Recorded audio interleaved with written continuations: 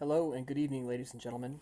Welcome back to All Roads Lead to Rome. This is episode 48, Corinth Unfinished Business. Hope you enjoyed tonight's game. Have a great evening. Okay, guys, welcome back. We are on session 48. It is 196 BC. The Titus Quinctius Flamininus, the proconsul, has been wrecking the heck out of the coast of Greece, and he has descended upon Corinth. You have all known for years this was coming. It's absolutely no surprise to you. You were offered the chance to go to Corinth and tie up some loose ends, and you all agreed that you wanted to do that. So it's getting pretty close to time to go. And Artemis has asked all of you to appear so that she can talk to you about what's at stake. So she has all of you at her villa. Mm-hmm. Something is at stake. Not that great. Okay. So, all of you are in front of her. You have all gone through the ritual of entering, the greetings, the washing of the feet, the offer of refreshment. Entered into her garden.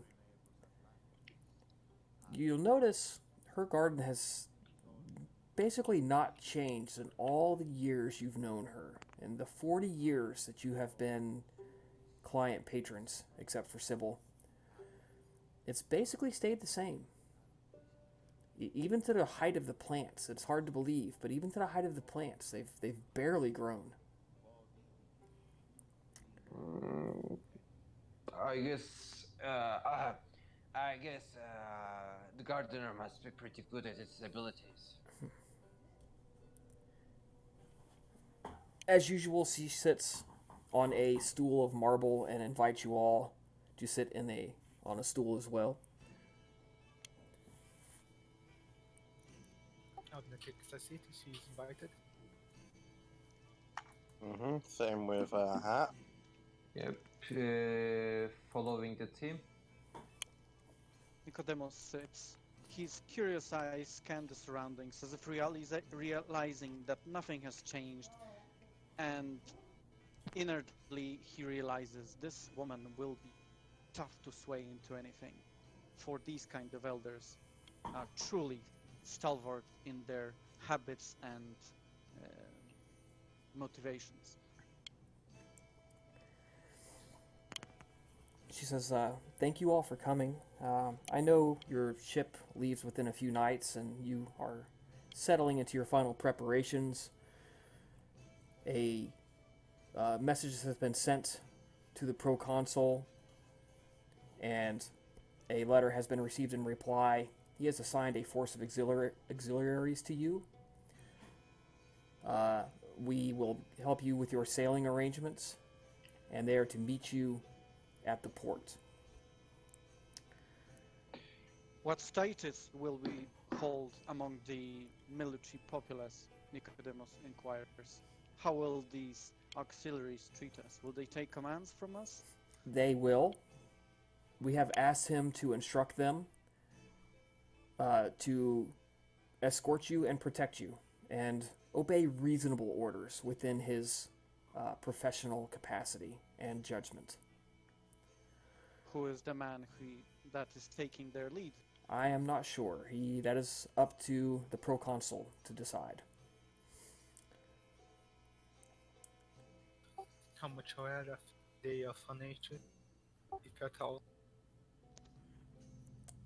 Could you repeat that, please?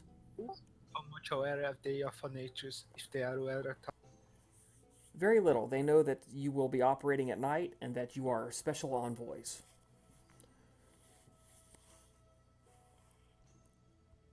The proconsul owes many favors to us. You may rest assured that he will provide you with the necessary cover and protections. He does not wish to make us angry. There is no man among them that could be a confidant, someone who will be the much needed buffer between the unknowing immortals and us. Uh, yeah, beyond our reason to go, is there anything you want us to take care of, mistress? There is. That's why I've asked you all to come to me tonight. Evarchus, my cousin and broodmate, is the Prince of Corinth. I have not seen him in 40 years, more than 40 years. The last contact I had from him was when he asked us to look after his childa Christina.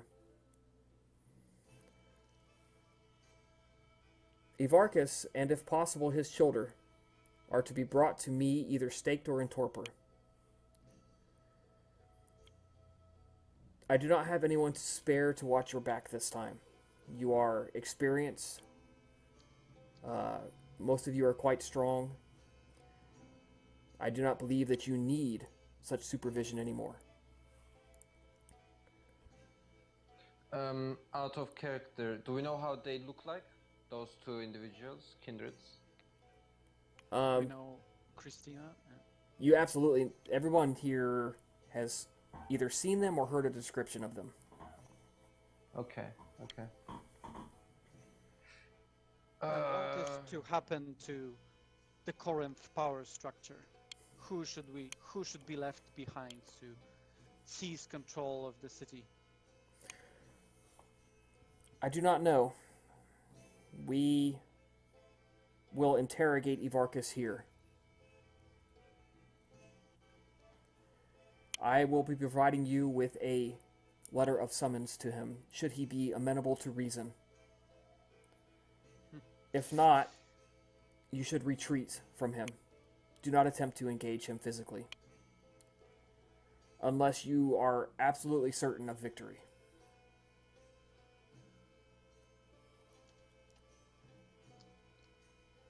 I do not suppose you would grant us names or hints of any from his surroundings, from his current surroundings, that could fill in the void after him, should he decide to, or be persuaded to leave. Unfortunately, I know very few in Corinth. I know of Evarchus, and despite my best efforts, it has not been easy to get any kind of information out of the city. It's easy to get mortals in and out, but for some reason, my ghouls that we've sent have gone missing. We have tried to recruit some gangrel to help us out, and they never report. I don't know if they just ignored us. They did not even respond to a supernatural summons. The last thing seems frankly quite suspicious, even to level of that they might be dead. I do not think there is anything strange by it. Up until this time, Corinth has been branded anathema from entering it. Everyone in question advises against it. Perhaps it still continues. The aura. I believe Nicodemus is correct there. I believe that's what's happening. I simply cannot fathom a force in Corinth so good and so strong as to be able to stop all supernaturals in and out. What about mortals, guys? No good ones. According to the mortals, things proceed as normal there. The gods are still worshipped. Trade continues. There's been no sign of significant unusual influence on the government or upon the priests and priestesses. It's it's like it's a sinkhole, and whatever is entering cannot get out.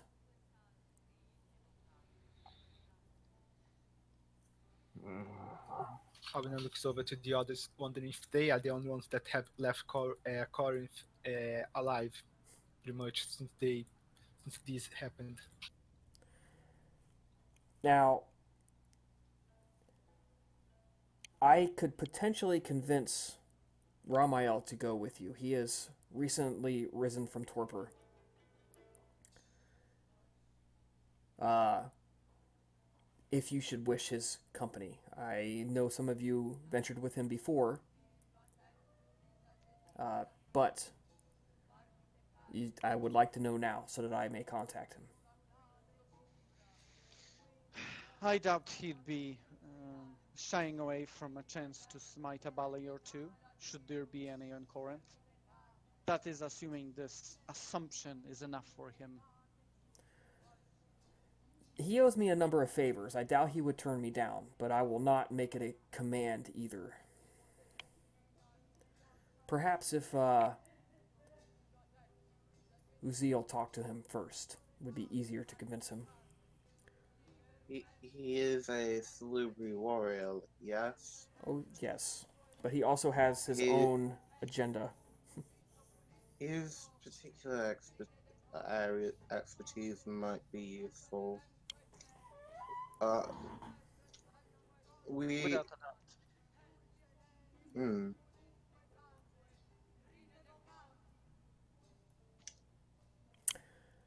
I will set up a conversation with him then. So, just to let you guys know, when you get to Corinth, I am not sure where Ivarkis likes to keep his haven or his meetings place. But I can tell you he likes to be flattered and be known. So, you should look for his haven somewhere with statuary. You may even find a bust of him among them. I highly doubt it will be on the Acro Corinth, as that's actually too far from the center of the city for his taste.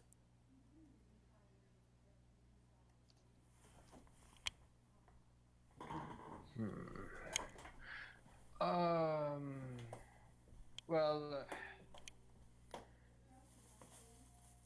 I believe conclusion will come no matter what, so. I have no doubt that if you cannot find them, they will find you.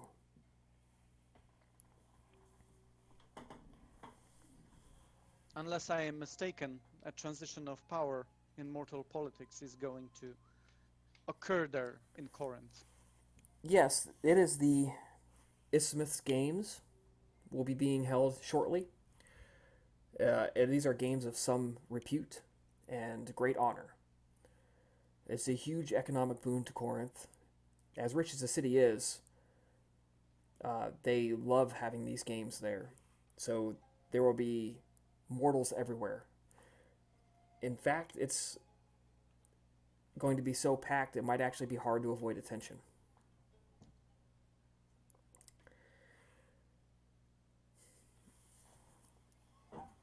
We are fairly certain that the proconsul is going to declare Greek, well, let's call it semi-independence. Looking at the long term, they are on the inevitable decline. Rome is on the ascendance.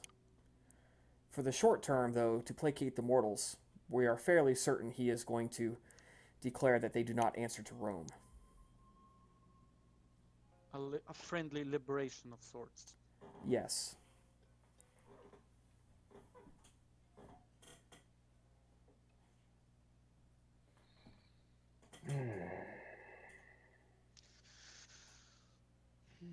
Very well, we shall try to use it to our advantage. Like in any place, Canaanites have to be bound to mortal politics. I doubt it's an exception in Corinth.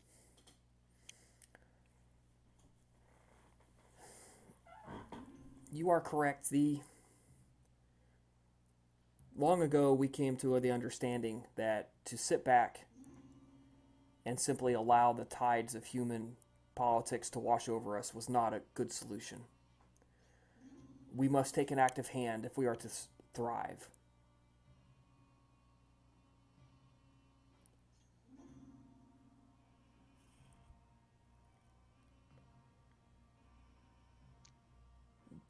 That is all I have for you. Feel free to enjoy my hospitality. You may feed gently upon my servants. Enjoy the performers in my garden. Contemplate. Talk. I must go and arrange for Ramael's appearance. Romel. Oh wait. Oh shit. Wait. Okay. Uh, No, I don't as, know this character. as always, we appreciate your generosity, Senator. Yes, it was a pleasure.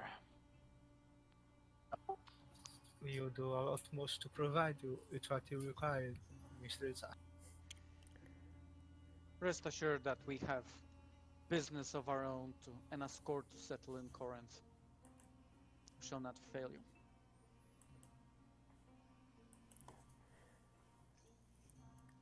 Be sure that if Ramael does appear and go with you, which I am fairly certain he will, let him take the brunt of the punishment, should such be necessary.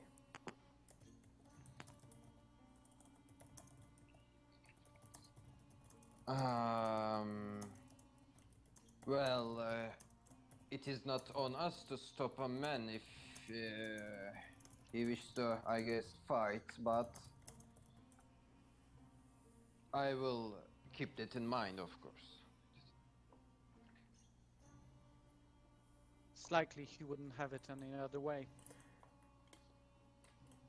Yeah, you are quite correct. He does like to throw himself into the fray. It is not of lack of reason.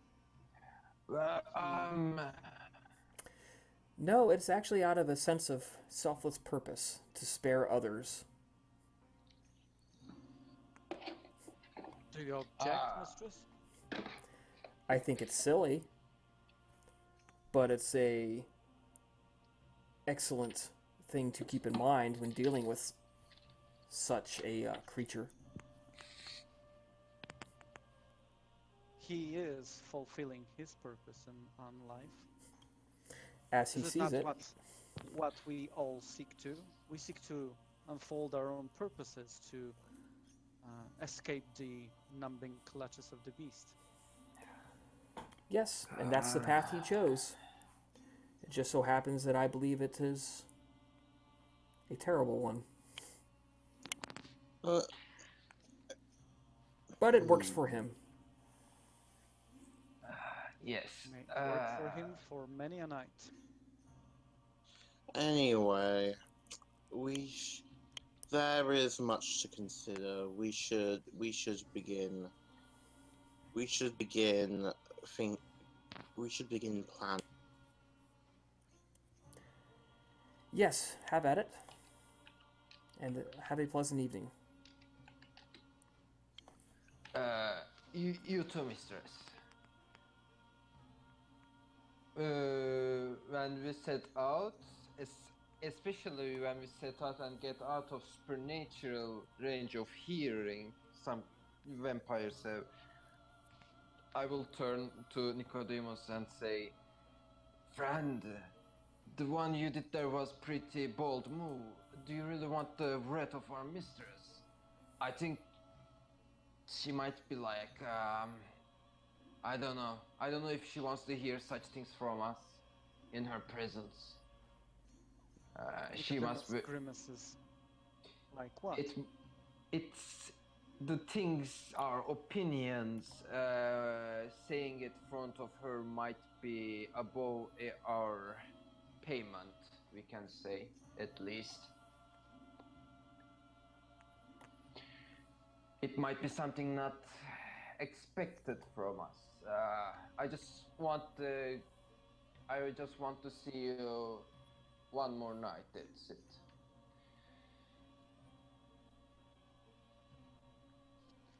Uh, we've known her for 40 years, and her attitude towards us is far from tyrannical punishment that deprives one of their will.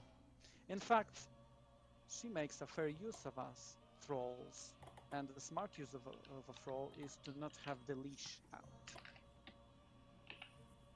She clearly wants to hear our opinions, even if she's going to disregard them. Hmm. I guess you have much more, how to say it, knowledge about our mistress than me, considering my time of arrival. So I will heed your words with respect and acknowledgement. She expects results first and foremost.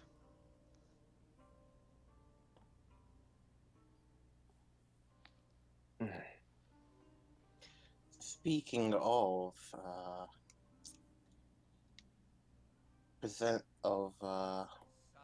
presenting a specific face to people, this contrast with Corinth is fascinating, and I am prone to suspect that hiding something very troubling. I expect this becoming apparent the moment we set foot in the city. Isn't it apparent already? The city is a hive of ballet activity. The ballet Well, run the show in there, even if they do so behind the curtains. there are two ways that this can go. Either we'll meet heavy resistance, and by heavy resistance, I mean influence that will force us to go back the way we came, or we'll find nothing. Everything's swept clean. I I don't believe Evarchus is one of them. It's it seems like it's a far too high profile position for a ballet to hold. Have you seen him? Have anyone heard anything about him lately? As far as I know, he might. Lately, no, that's the trouble. But I rather think he's a puppet. He's a puppet. Ah, that's a harsh thing to say. To puppet one of the cousins of Artemis would be quite a feat of strength. But I believe every Cainite is a puppet to someone else, even if the leash are loose. So one should know where one is standing before talking about being the puppet of someone. Now you speak like we're in Elysium in front of Prince Camilla. You want to see, you want to hear the stakes? You want to consider our options? Why should we need to pose false facades in front of each other? Of course, I'm not going to go about and flaunt my suspicions to anyone outside of our group. But perhaps the puppet is a harsh word. Influence, rather. I mean, how long can you keep a hive in a city without having some pull with the authority? We are we are a bunch of monsters under a structure which keeps us going rampage. I think some of us being influenced is good thing than bad. So maybe ignorance is a bliss. And this scenario is also something alike to that. Do you remember that those girls, the ballet one? They are quite, uh, from what I remember, the skills at manipulation are quite enviable. They are, if they are the ones running the show, they might be the ones running the show, the ones that are the puppeteers. The show is. I think the show we are in is has so many layers that while they are interconnected, they are also separate in a manner that where one is puppet, the same individual might be the king somewhere else. And it seems from what we heard, from what we put up together, that the ballet massacred a village to bring her back after she met her final death. I wondered what kind of influence, power, and connection she must have to be in the ballet to step out into the light so boldly like that. And I wonder what she gained or lost during that retreat. She might not This be is she might not be fully one of us anymore. She might be some. Um, I would like to discuss even beyond this, but I think being in the open means there are ears we cannot perceive. So maybe we should keep it till we go somewhere safer. If I may, Nicodemus, this is something unrelated that I've been meaning to ask for a while now. I'm so much. Your clan has healers and warriors. They seem to have a very different attitudes towards their own life. Is that I'm I I'm must admit to being somewhat curious as to how that all works. You got me. I'm curious as well. It seems that some of my brethren have decided that more immediate action is required to take on Balai. That kind words will only get you so far. Um, it's a difficult subject, really.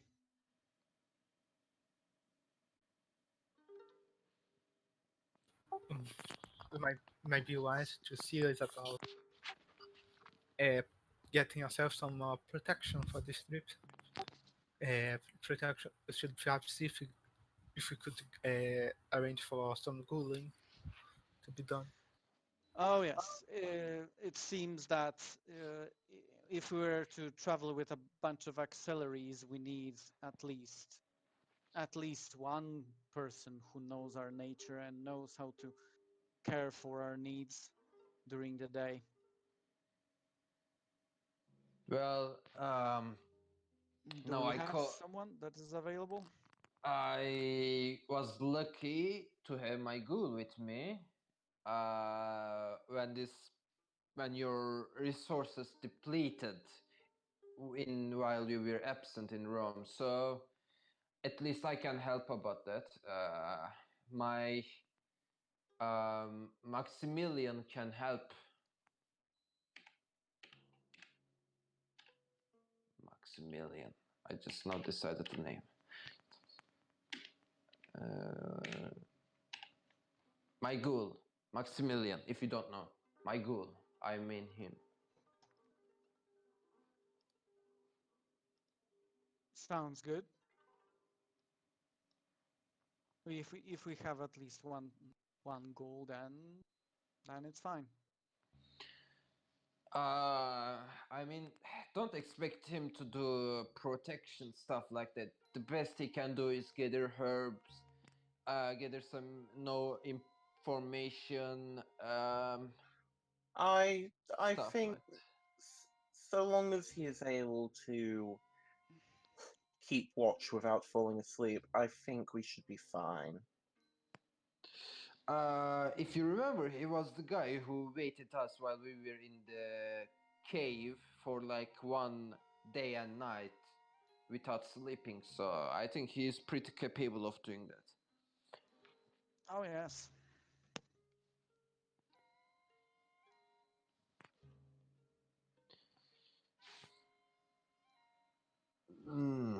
But what was the time our ship sailed? Couple of nights. I believe I already prepared everything I could. I've researched far and wide about our little Balai enemies, but ultimately it will likely not be enough, but who knows? Perhaps we'll notice something. Well, anything we have is something, and I have learned that even the slightest, simplest knowledge can become a flower. I have handled preparing the cult to not immediately disintegrate in our absence. I believe I shall take my own ghoul along with me for this as well. Are you sure? Are you sure you don't want to leave him here to take care of the cult? He is loyal and is skilled in his own right, but he is not a leader. My child would then take care of the cult, and I believe to be a good experience for Experience. I hope she would succeed. Because if she fuck up, it will be us burning, including you too. she's skilled in religious methods. I trust her to be able to deal with this, and I trust that this is going to provide her with some useful experience for her future. I mean, okay. Honestly, my contribution is enough to say I'm okay with it. So just make sure that she gives whatever she got into that job.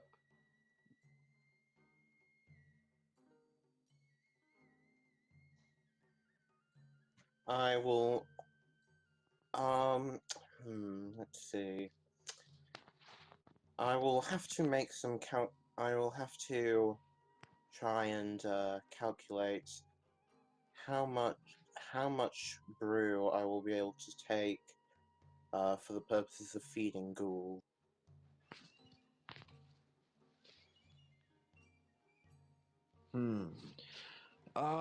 We have few nights, so it shouldn't. I don't know. It shouldn't be too hard, right? I think you can find easy supplies in the Elysium if you wish to. Uh, it is more a matter of determining how much I could take before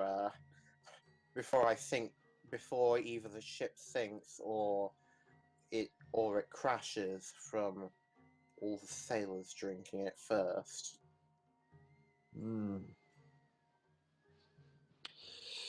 Well, it is easy to scare mere humans, but I think we will have to stand masquerading through the journey to not have some bad impacts.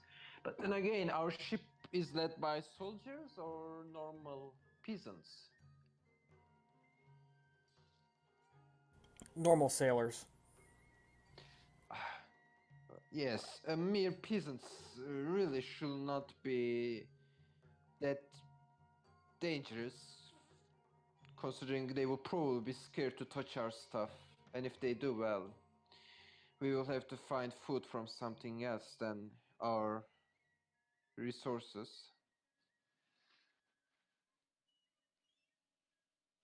Regardless, I believe I believe the crucial, or I believe the crucial arrangements before setting off have been made. Um, we can reconvene on the night of departure, and our other plans can be discussed on the ship. There will, and we will likely have more than enough time to do so. Yes. That's something I feel good.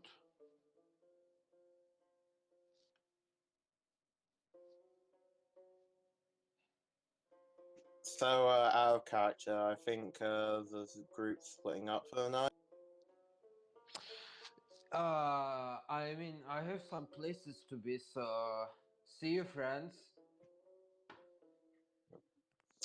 Um, should should we do feeding or Chris? You guys can easily gather what you want to gather. You feed. Um, you get your weapons, armor. You can pretty much do anything except get a ghoul, because it takes a little more time to be discerning in finding somebody to ghoul. Right. Um, yeah. It includes also animal ghouls, right? Right. So we're gonna fast forward a couple of nights. I'm gonna assume you guys feed, so you'll only be down one single blood point when you gather at the ship. Yeah. Um, During these nights before the trip, um, Abna, you tried to be instructing her child in the affairs of the court, and she's also going to be trying to go one of the go on the veterans from the war in Carthage. if you're not picky, you can get somebody. If you want to be She's not. picky, She's not picky. She's going to do pretty much what she did with Veritum. She's going to look for a tavern that's popular with soldiers, offer herself to him, and then okay. We can do that. Does anybody else just want to get a disposable ghoul? Somebody that they can just take with them. This sounds like humanity, but I'm okay. Nicodemus is not interested in generating cannon fodder. Okay. I got a ghoul in downtime, so I don't need to worry about that. And Setites actually have a weird degree of protectiveness to their ghouls, so you know. Yes, they actually do, and they are actually quite discerning about who they take as ghouls.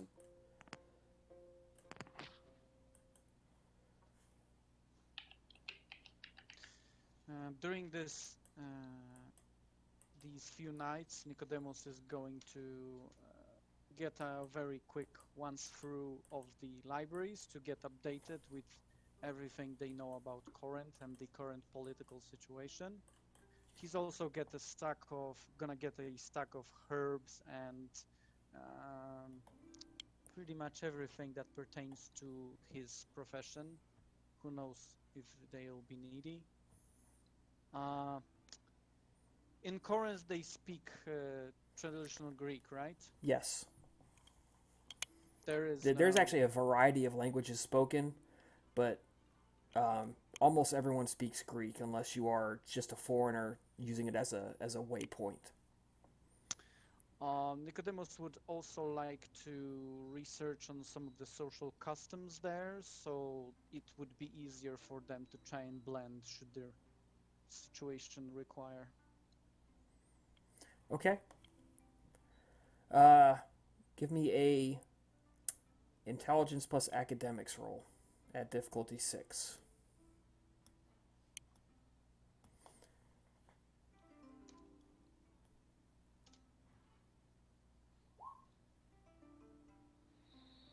Wow, really? That's okay. Sounds It's not a intelligence. botch. You're just gonna have to go with what you think that you cannot find any news sources to tell you new stuff. That's what that means. Mm-hmm. Actually, the coterie has been to Corinth 13 years plus several months back. I don't suppose Nicodemus would still hold in his memory something to reflect upon. Yeah, it's you're also Greek, so to you this is almost the same.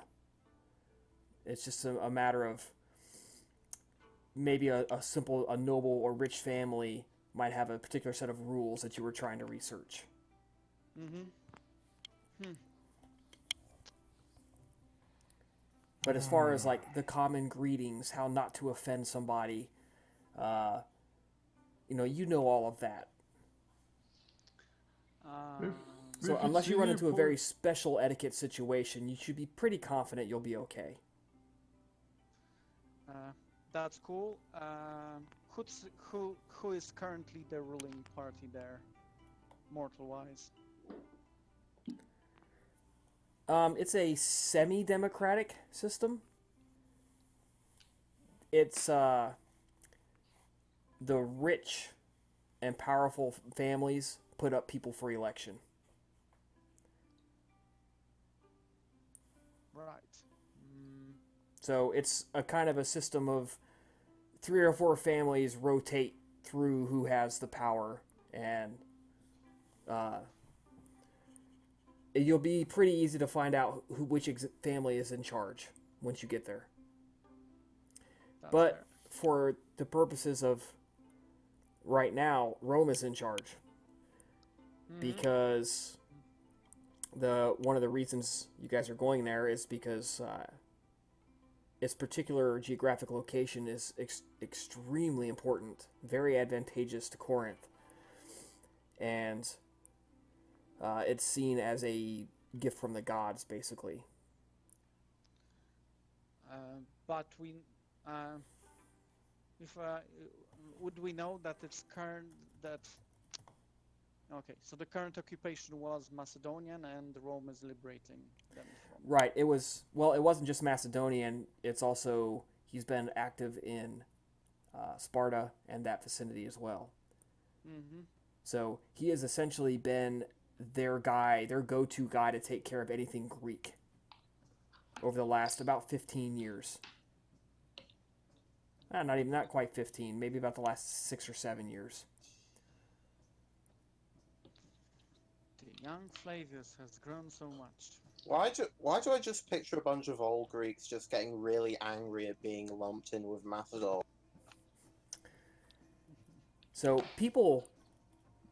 the people of Corinth are actually very frightened about what's about to happen.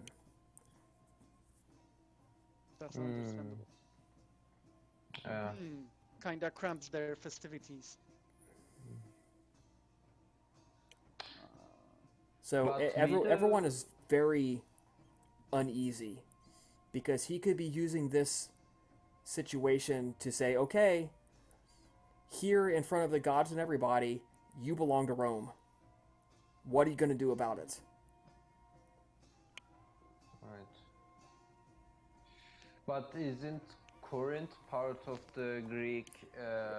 What was the? It's part of a Greek city-states. Yeah.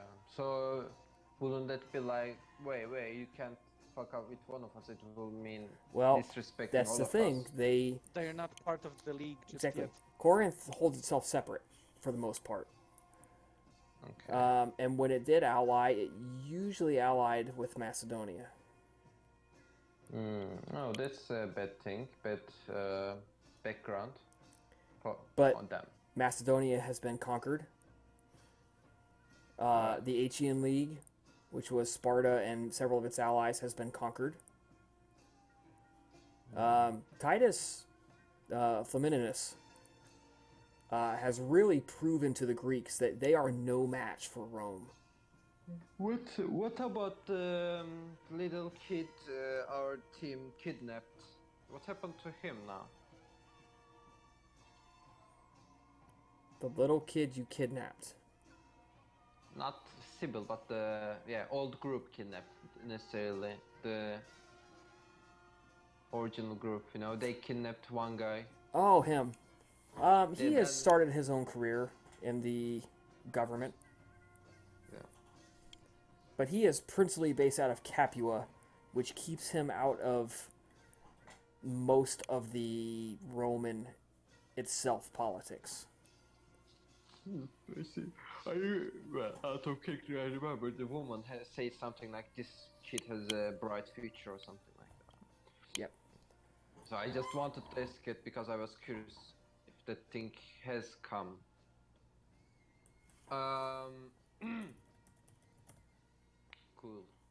So our sea travel happens unflinched. It is uneventful, but we're going to get to that in a second. Oh, You right. guys are Sorry. unloading. Everybody's getting their stuff ready, and somebody who's new to both Hatshepsut and Sybil comes down the plank. He's a very big guy, quite Romeo. broad-shouldered. If you remember what Romeo looks like, he looks vaguely Turkish,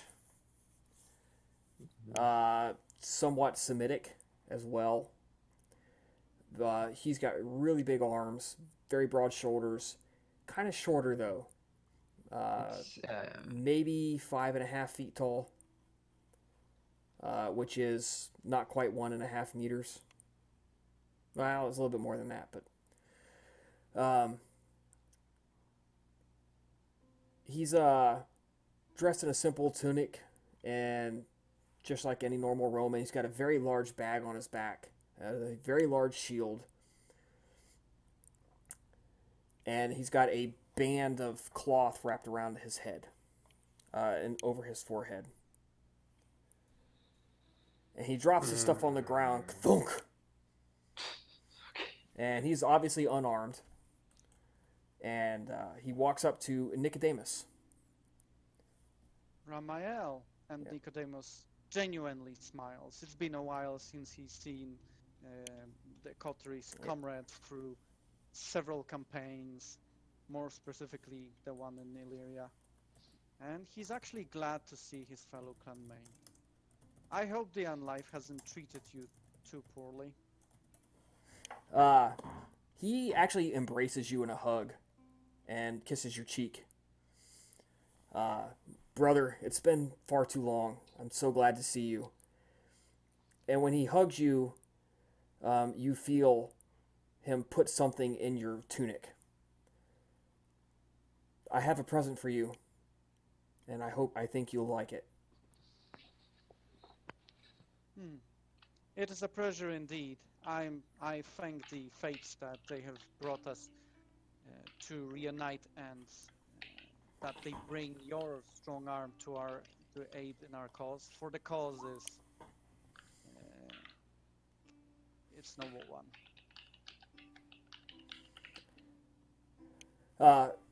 After he very warmly greets Nicodemus, he turns and gives Albina a nod of recognition. Albina? Nods back to She smiles. Samuel, it's a pleasure to see you again. Your world is a worse place when you were in talk. Yes, it seems like I'm only here to lend a sword arm, but if only I had been able to help you and your other clanmate. I hear he is vanished many years ago.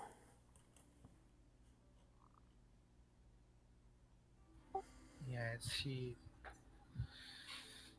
suffered his death, or so we believe. It is unfortunate. What happened to the Ventru that you were traveling with? Death. Death? He met his end. Being sort of ceremonial sacrifice in Apollonia by the hands of Alessandra and that is Mish working on the cartage. Did you avenge him? Yes, Well done. she smiles. You can see a nod of appreciation. And he looks at Sybil and Hatshepsut. Says, I'm afraid my introductions with your patron were lost. Were a little rushed. I'm sorry. And he points at Hatshepsut. I gather you're probably Hatshepsut and you're Sybil. Is that right? Yeah, yes. I'm Sybil.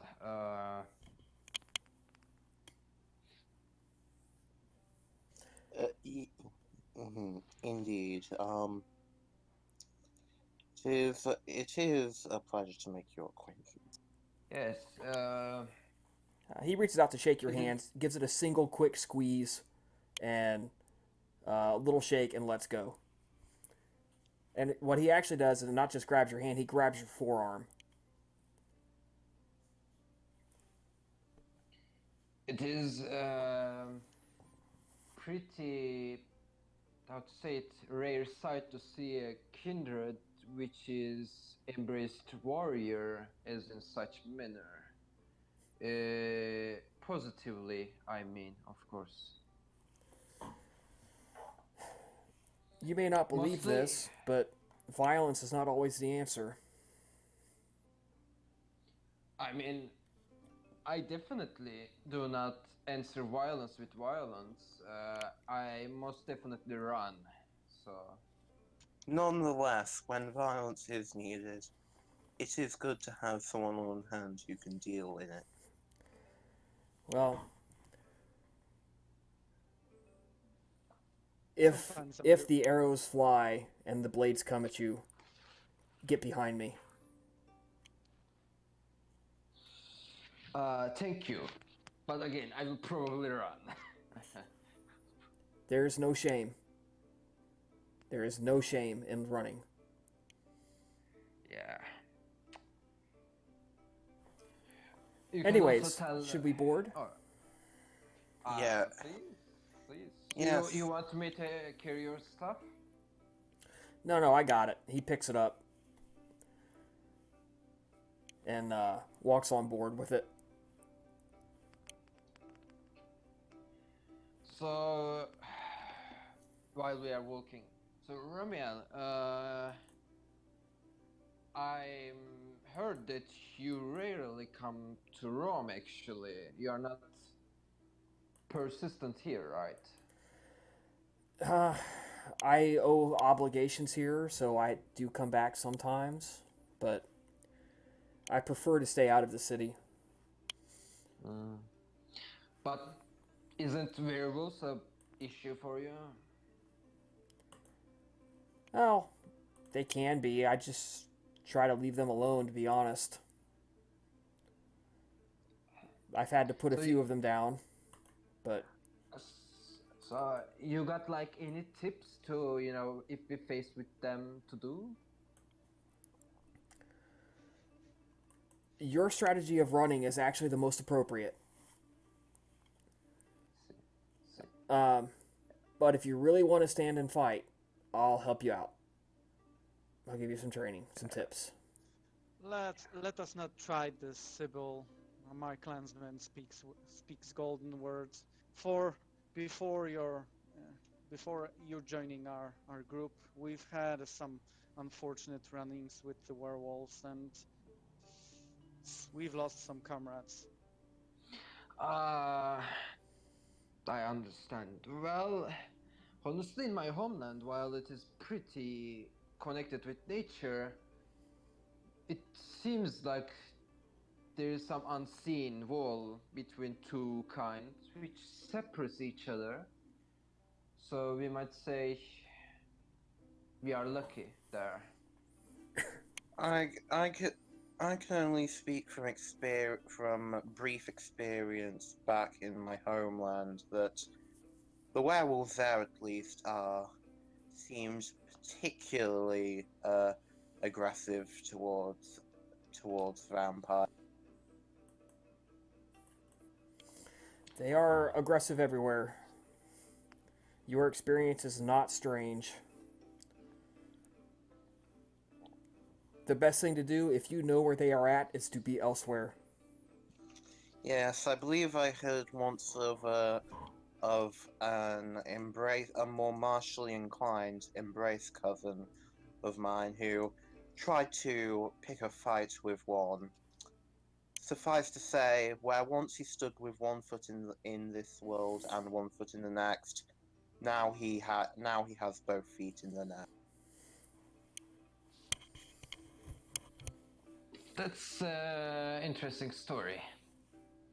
Like many others who thought that they could challenge the Lupines in their own game. But we are, but we are. Fortunately, That where is we are going, no Lupines are expected. And then we have also the Roman soldiers.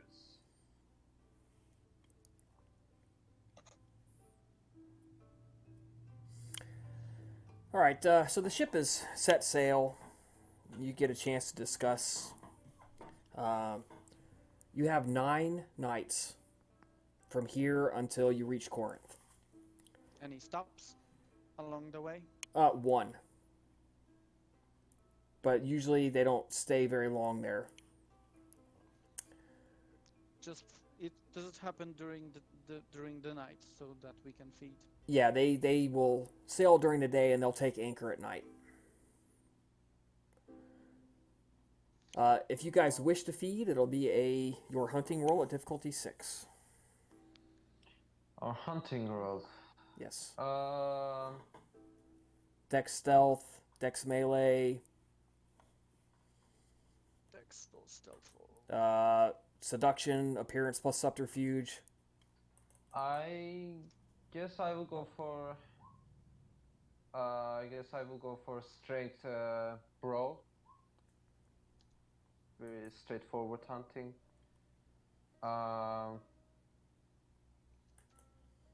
Because I'm overall character, so there's really no good option here. There's decent options. So.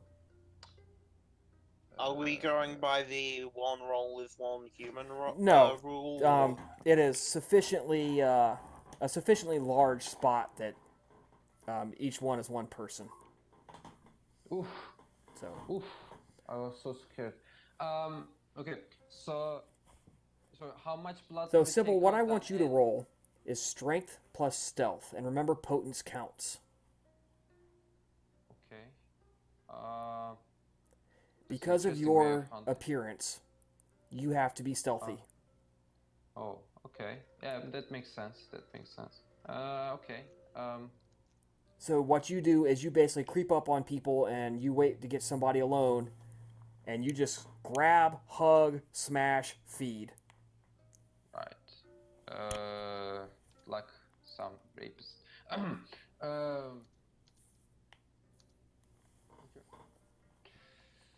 So we take out 9 blood, then add whatever hunting roll we had, right? Right. And I assume you guys take 2 per person, usually, is how it's done. Okay, that's 9 blood Right. taken out, so I Plus will 6, so you're down 3. You're down 4 total. 1 for the first Right. night. So. Right. All right. You do eventually land in Corinth. It is an uneventful sailing event. Things are quite peaceful at sea. The pirates haven't really stepped up lately. Cool. Cool.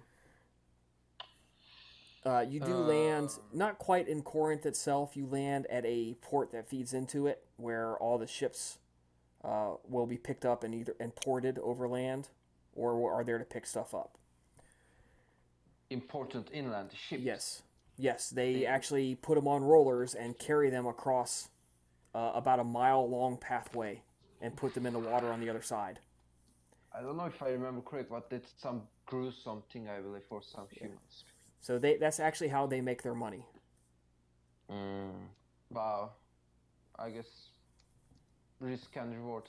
Um, Because it's Fine. actually considered to be far too dangerous to sail around that cape. So it's safer and cheaper to pay the toll than it is to chance sinking your ship. So So, are they going to carry our ship too, or are we going well, so on what foot happens? You guys land, you dock, and waiting for you is a force of about 40 men. now? Roman? And uh, this guy comes on board, and he is dressed as a Greek auxiliary fighter. Spear, small shield. He's not dressed in Roman colors. He hands whoever comes up to him first. He hands you guys a letter sealed with a Roman seal.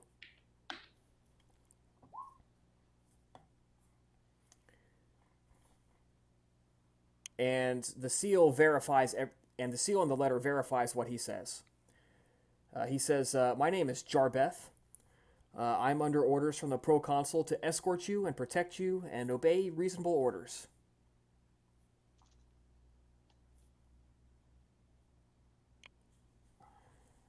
So myself and my men are at your disposal. Do you like to go into Corinth today, or would you like to wait until morning? I believe we should go in. We should go. We should go in early, not waste time. Indeed, time is of the essence. Understood. Uh, Before everyone emerged, Ramael dressed in his armor. So he comes out in heavy leathers. He's got a shield strapped on his back. It's actually a very large, round shield. And a couple of you guys remember that the edge of that shield is quite sharp. One part of the edge is quite sharp and is coated in silver.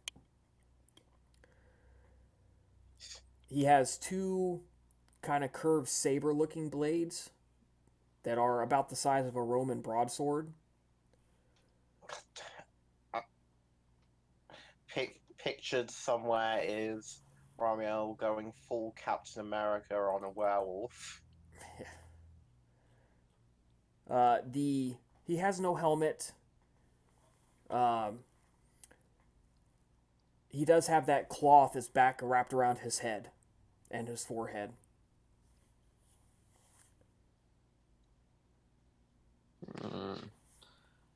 Interesting. So he doesn't use a helmet. Okay. Nicodemus takes his bag with him that contains a lot of helpful stuff. Though he doesn't wear a leather armor, he approaches Jarbel and queries him simply, "What are the moods in Corinth right now?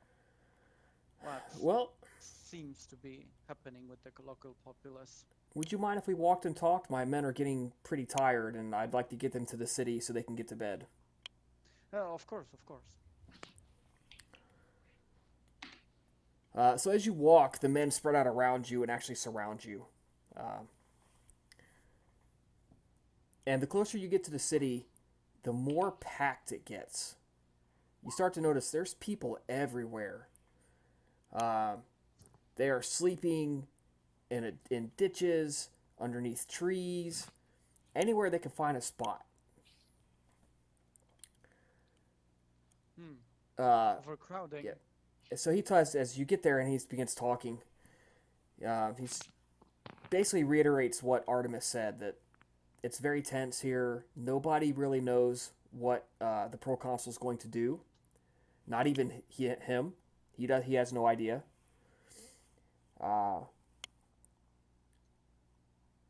The fact that he has been so successful has in his fight against Philip and against the Spartans and the Achaean League really has people scared that he is going to declare rulership, that he is going to declare that they must submit to Rome.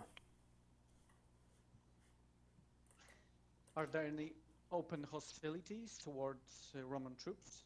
No, there has been no violence. And as you guys pass and talk, you actually see that people that are awake look at you with fear and resentment.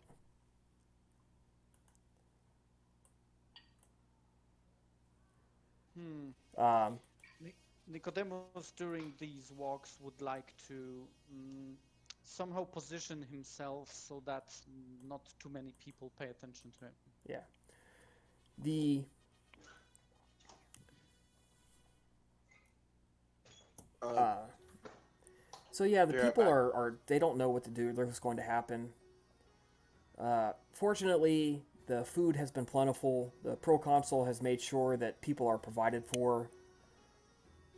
There's been no lack of water. Uh, there is no famine. So the fact that he has cared so much for the people here has really been a blessing.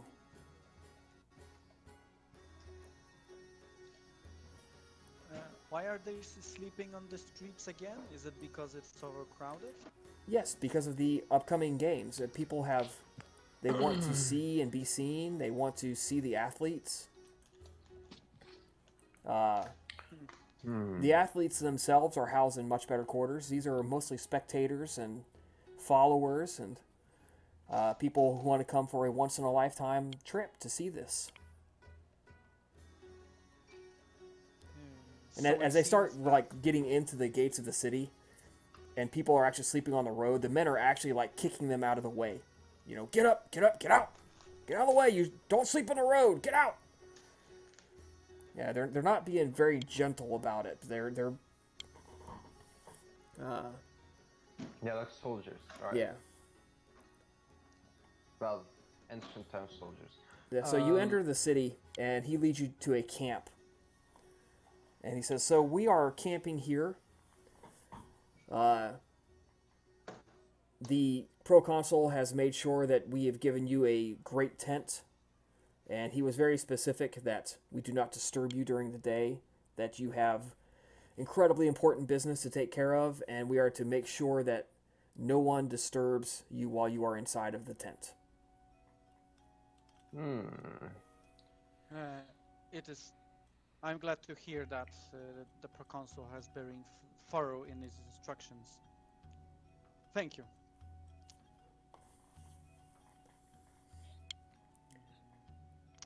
So you guys, if you want, you can feed.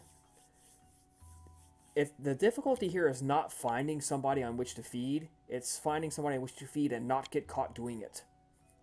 Right, because there are too many people. Exactly. So I guess it's going to be stealth again. Yep. So, So your hunting roll is difficulty 5. How much down we are? It takes a couple of it takes an hour or two to get here. You can see his men are beginning to bed down. They're forming watch rotation. Probably 2/3 of them are going to bed right this second. I meant in terms of blood pool. It was not. It was 10 total, including the night you set sail, minus whatever you fed on in that city. So if you took 6 blood points at your feeding stop, you should only be down 4. yeah, right. So yeah, everything is correct with the last hunting roll I made for this city. So I'm back to good. Also, of course, I don't take any dangerous amount of blood. So Nicodemus summons his friends and he shares his thoughts. We should be careful with even the feeding. We should help it and make it in a controlled environment. Remember what happened the last time we've been to Corinth. Our separation as a disaster. It actually ended in disaster. I was not in Corinth. Could you remind me what happened there? Voice. We've run into a bunch of Balai, and they've slain someone who was part of our group. Oh. A noble warrior named Vicarus. They seem to know about our presence as soon as we got into the city. I'd imagine they are already aware that we are here. Indeed, but we should limit their chances of cutting us one by one. We can hunt as a team, like 2-2 or 3-3, if it's going to make everyone feel better. I can, if you guys give me some time, I can fly over the city and try to see if there's anything interesting. With these crowds, you'll probably have problems picking it up. Yeah, but then again, the eyes of some birds are pretty good, so it might still be helpful. I agreed.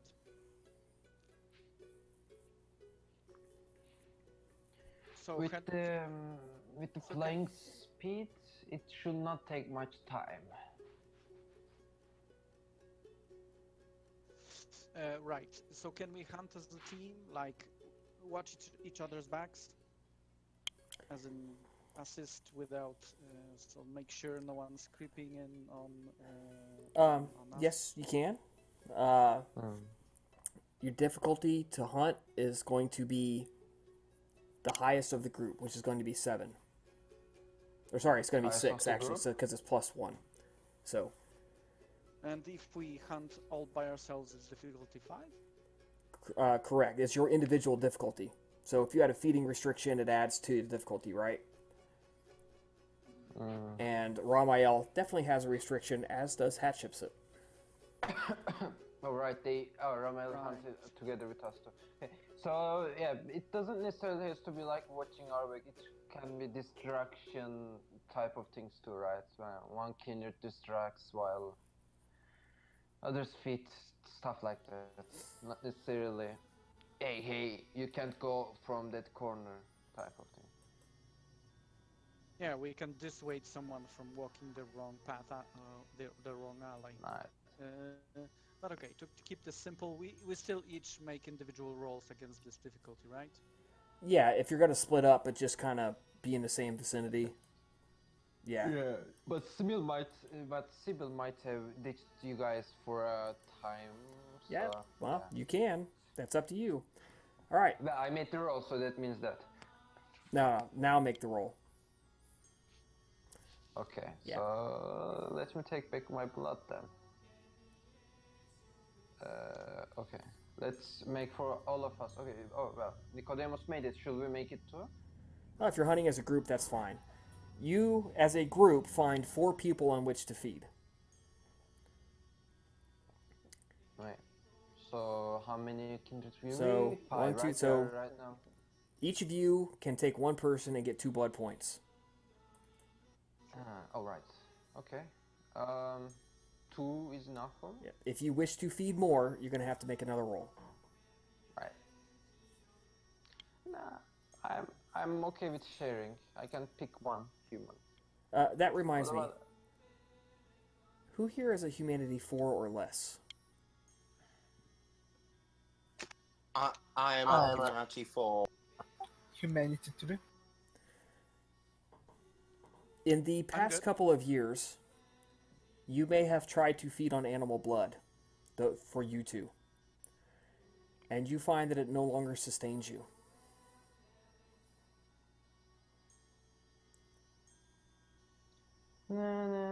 Animalism, someone sadly So gone. for those 2 in particular, it has to be human or better. Ramael would like somebody to go with him to feed. I'm capable of helping. Didn't we just roll the Yeah, didn't we but just there's roll- 5 people, and there was 4 people on which to Oh, feed. Yep. Okay. He got Nicodemus more. volunteers to help his Yeah, clanmate. All right, he'll take Nicodemus with him. Yeah. fuck your own ass. Ramael, being a warrior salubri, must physically defeat somebody before he can feed on them. Can we find a fighter circle? That's why he has to go at a higher difficulty. So that's reflected in his extra difficulty. No. Oh, he's good. Why can't you roll good? Yep, he's got plenty. Basically, he challenges them, and amongst the crowds, that's easy to find somebody who's hot-tempered and willing to fight.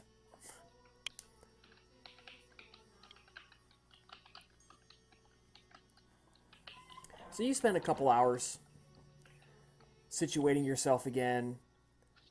You have fed tonight, felt the hot pulse of blood in your mouths, and fed upon their life. Sustain yourself. You all return to the tent to plot your next move. You have about half of a night left, maybe a little less than half the night. That's nice. That's nice. I'd say it's maybe 1 o'clock in the morning. So, Although our approach should probably be discreet. Chris, is there like a huge mountain kind of thing here where some Yes. other buildings are made of? So Top? you are at the very outskirts of what would be considered the city. So looking with west at your backs, looking east, to your right is a mountain rises, and it's called the Corinth. From where you're at, you can only make out the silhouette against the sky, against the stars. You got to get maybe a mile to half a mile closer before you can start making out anything in the darkness. You are actually just outside the old city walls. Because it's a campment, right? Right. So, friends, if I was a Ventru, and if I was a Ventru prince, rather than having my domain in the middle of a city, I will pick there. Then I point towards the mountain, top of the mountain. Considering a clan calling themselves the kings, I think they would like to stand at top of everyone and look from the hate over those they rule. So I think rather than going to center, we should go there. Start from there.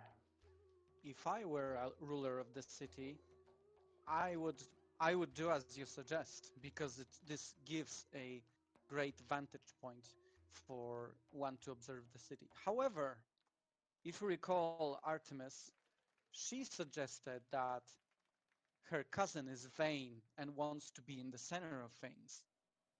She supplied that there's bound to be a statuary or some depiction, and what better thing to have is to have, and what better than to have it in the center of the city, and being somewhere is close where you can be in touch with your vanity. Okay, well, I guess either way, the center of the city is on our way, so we can stop by and do our stuff.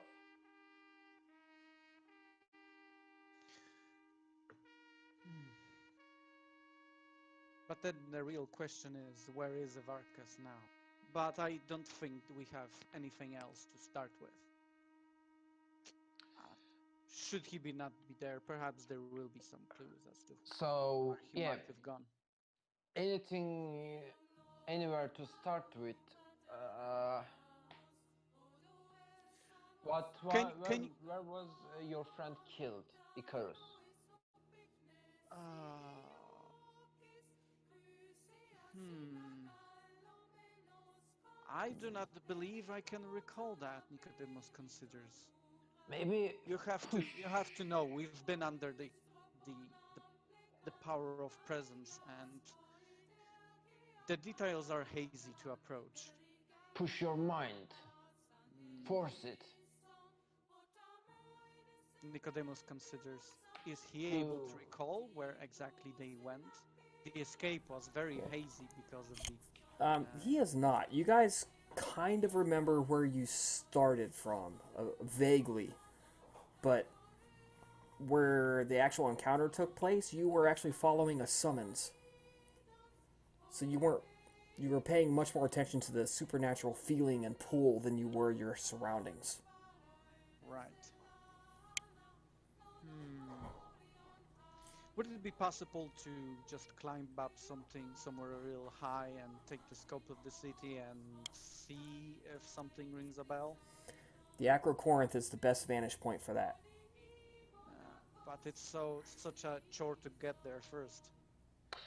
I said before, if you give me time, I can fly over there, give a brief view, and then I can just tell whatever I saw. And if you guys are satisfied of what you heard, then we can go there immediately. I I think you should send a bird or something to look into the center of the city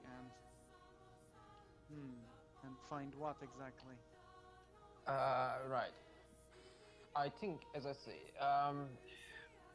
I think the center will not be helpful. I think the top of the mountain will be more helpful. It will probably have more leads, and certainly there might be some hidden place there. And also, there might be a temple over the mountain, which might gather attention of people regularly. How far is to the mountain? Nicodemus, you know for a fact that there is a huge temple to Aphrodite on top of the Acro Corinth. And there is a temple halfway up the mountain as well, where Icarus was supposed to have stopped and drank from a spring. Icarus the winged, or sorry, Pegasus the winged horse. Pegasus. Um, I was like, which right, occurs? there is a temple of Aphrodite, so it seems like a likely spot to probably not meet the prince, but to encounter someone. Right. I think we should make it a trip there at some point, but I'm not certain if now. How long would it take us to reach the top of the mountain? About an hour and a half. Yeah, And if we're already half a night in, right? Correct. half a night, you mean like 6 hours, right? I don't know if you. You got maybe 4 hours until dawn. Alright, okay. I mean, I believe if we run, we can go back to camp. If we have to run to survive, right? We can. We are going to have no more than 3 hours there. Than 2 hours actually, because we 1 hour back to camp. How long to get us? How long until we reach the center of the city? Half an hour or so. You could Half an hour. walk there at a reasonable pace in 30 minutes. Also, You see, my friends, what I'm thinking is that, assuming that we've been noticed, we should probably act quick. But then, Sibyl's suggestion has a lot of merit because we would have a good overview of the city, and perhaps this would give us time to plan this a little bit better. But can we really afford to lose a night? I mean, we have a I'm torn. good. Here's the thing: if we go to the center, we don't even know where to start. If we go there, at least we know where to start. And No. the time. We have what to start. We look for the statues, and then Okay. see even is there anything that points us the right direction. It's a very vague clue, but it is a clue. My senses are telling it will not be a good thing. It will only be more waste of time than walking to the top of the mountain.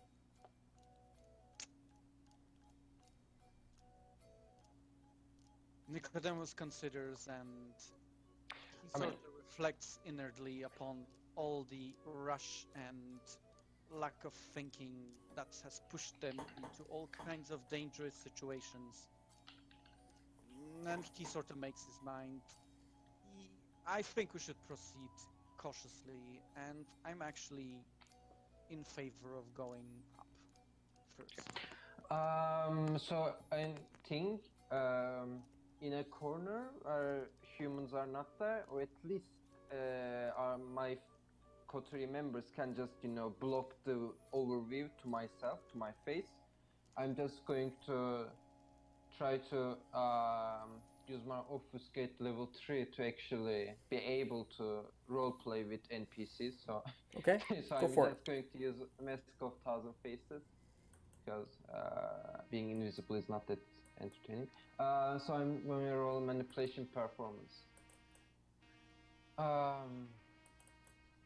Albina, Hatshepsut, Ramael, what are your thoughts on this one?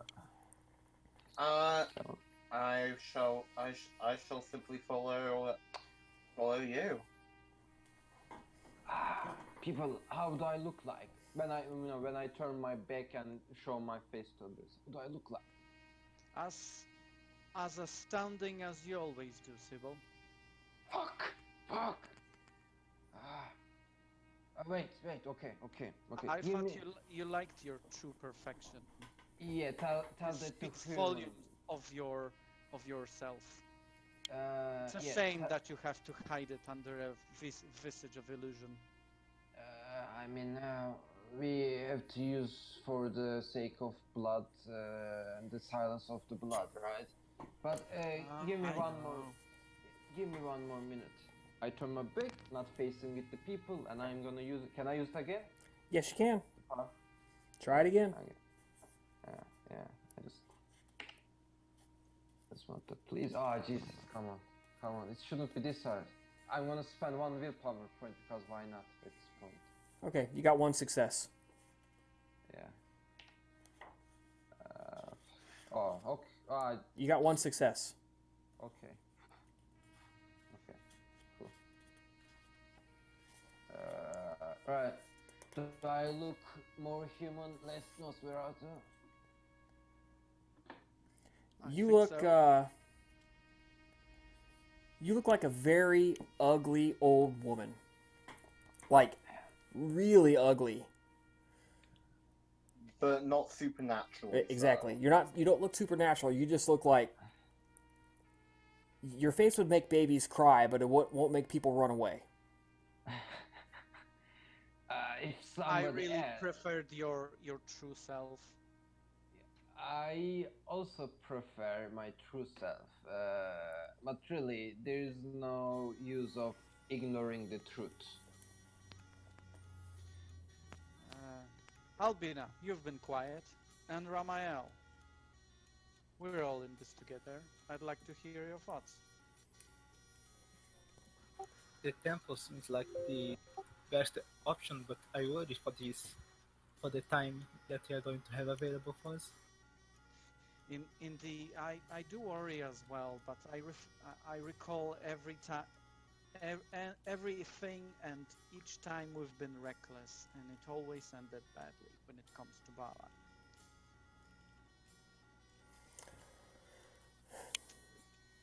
There's part of me that wants to embrace the thrill of this hunt and seek the perpetrators and the interested parties at once.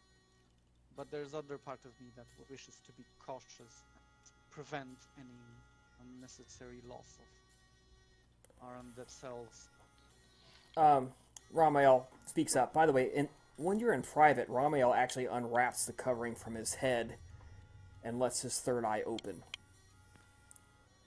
Well, the guy is not making it closed. Okay. You're in private. You're in the tent. Okay. Because it's actually uncomfortable to keep it closed all the time. Give like it to the point it actually give like a dice penalty or something. Yeah. Warpuff is bad. Warpuff starts To be honest, I don't think we've ever discussed how. Oh no, it's keeping it covered, not keeping it closed. Yeah, it's keeping it covered. It gives you a penalty. Okay. But keeping it closed, it just looks like a little scar.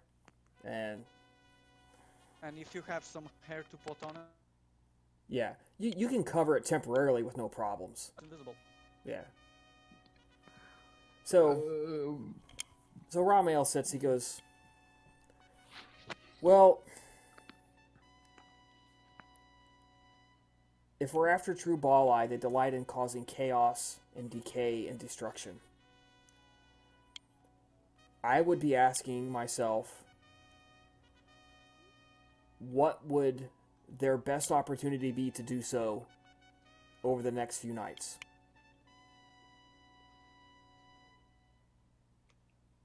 The console.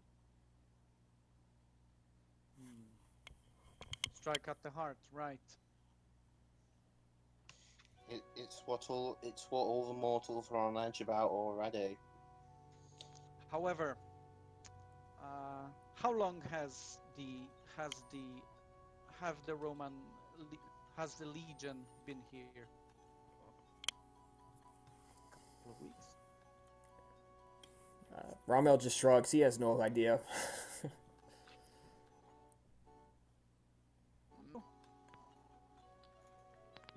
I heard nothing. Yeah, Ramel couldn't tell you. He's got no clue. Nicodemus takes a trip outside and finds one of the men, preferably some ranking officer, if he can find Jarbel. Then fine. If not, some adjutant. Yeah. You just find the you just find one of the guards. With how crowded the city is, I'll not be surprised if there is a riot. Or to find that there is Bala have a hand behind the said riot should. One of the guards tells you that they, as auxiliaries, have been in place for just a couple of nights. They only arrived a couple nights ago. And he doesn't know whether the rest of the actual legion. Fuck, that's not the wrong. The rest of the legion, how long they've been there.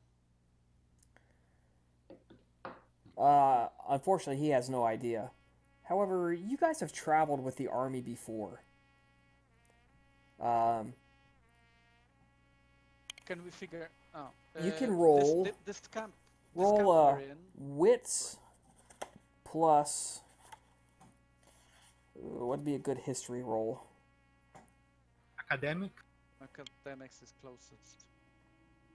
Roll wits plus melee or wits plus athletics or brawl, whichever's better for you. Sure. Yes. Four.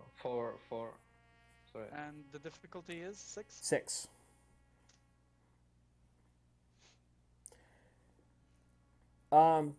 They keep guard dogs with them. Certain parts of the camp are protected by guard dogs. And as you very well know, guard dogs can penetrate obfuscate.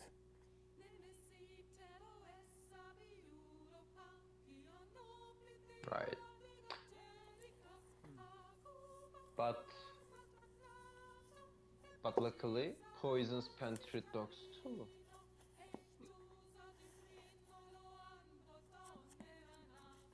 Right.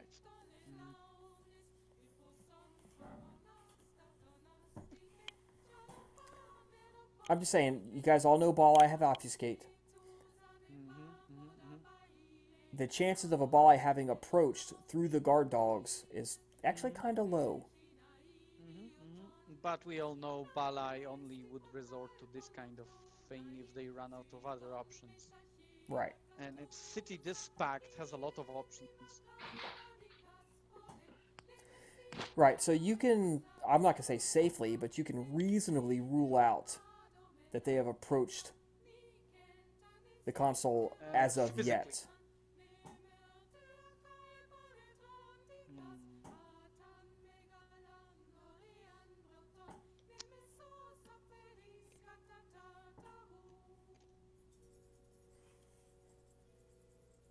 So that brings you back to square one.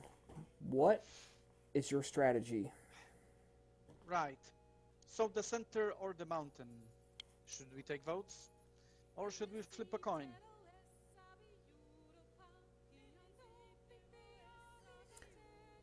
Rommel shrugs. He says, "Why don't you vote for it, and I will abstain unless I have to break a tie."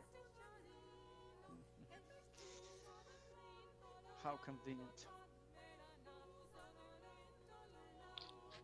There is a word for it in our homeland. It's called NPC style. No, I'm kidding.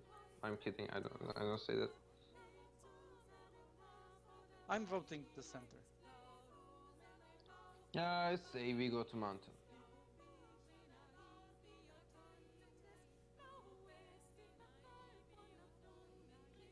People. Center. Albina? Oh fuck! The micro is turned off. Fuck. Oh, Forgot to man. press. Voting center. Voting center. Ah, looks like the centers have it. Is that what you would voted? That is what I would have voted. I'm sorry, Sybil, but I still liked your idea. No problem. Let's go there then.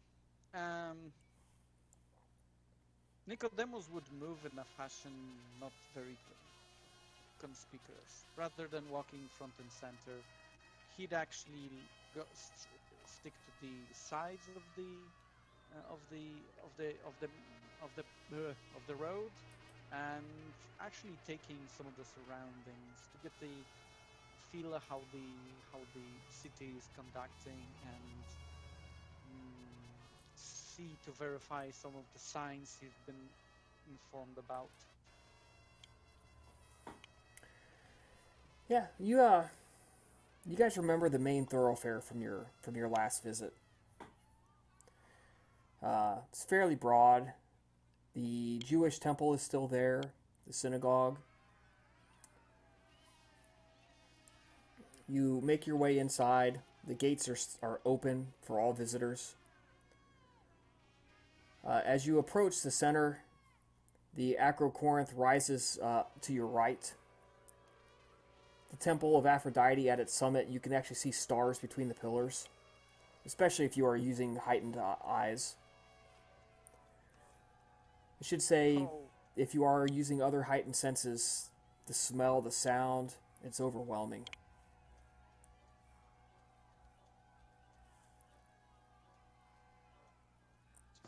As we're going along, Hat is going to be keeping her attentions focused largely on the spirit world, trusting in her allies to spot anything in the material. Now you guys know there's a dozen other temples in the city. There's temples to Cupid, to Hermes, Asclepius, Hephaestus. If you know where to look, you can find them. But the temple to Aphrodite dominates it all. The city is, of course, packed. Humans are in every conceivable space, every nook, cranny, sleeping underneath plants, in every spot where there's not a stall and a cook fire. Even to your supernatural eyes and senses, Hatshepsut, it's immensely difficult to find any distinction between the living and the dead.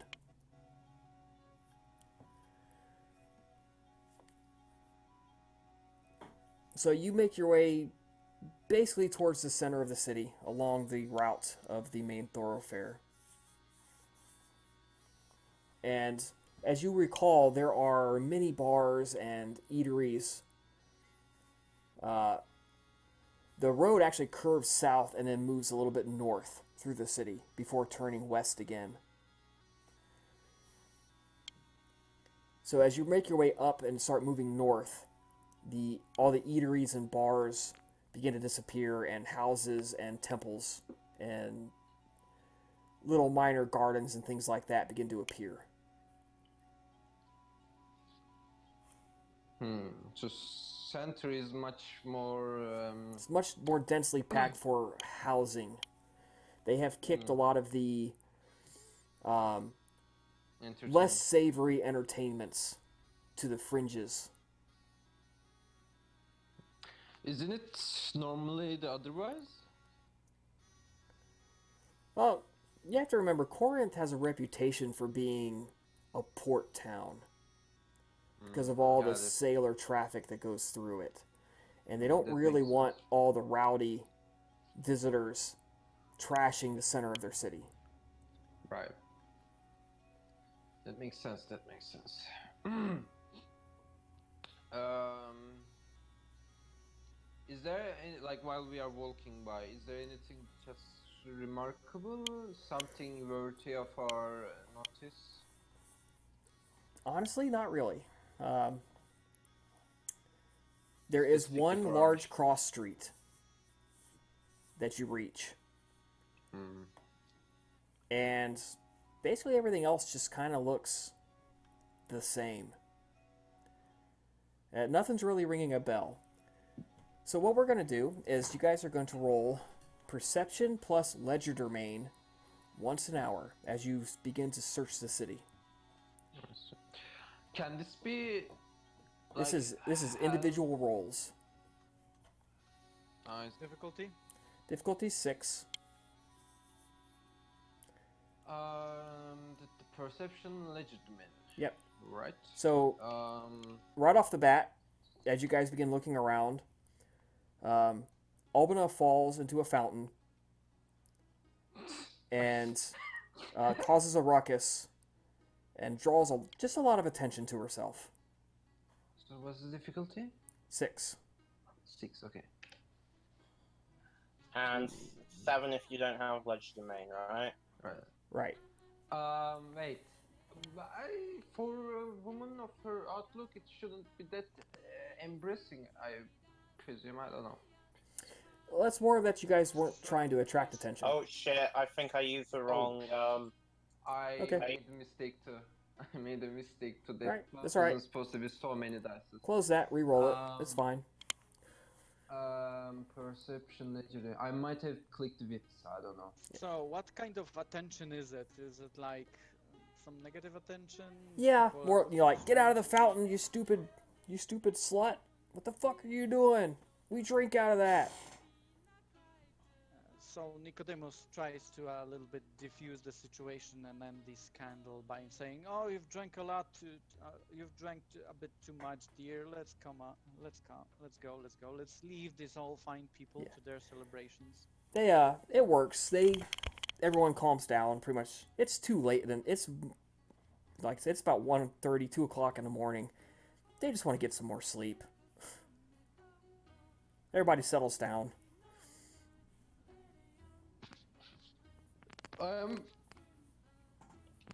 I see. It does not cause too much ruckus, right? The thing. Nah, it's settled down after a bit. So you spend an hour kind of looking around. Hatchet said there's nothing that really jogs your memory. You're going to have to keep searching. You get to roll one more time tonight, and then we're going to want to get back to camp. Nicodemus got 2 successes with the first roll. Yep, you definitely, all of you are going to want to keep rolling. Okay. And mind you, you don't have to roll. You can just be like, look, I'm not really helping here. I'm just going to watch your backs as you search. This is Nicodemus's forte, so he takes every opportunity to do it, except if he's needed to defuse a situation. My luck is down, jumping from the front line. Alright, so I'm seeing 1, 4, 5, 6.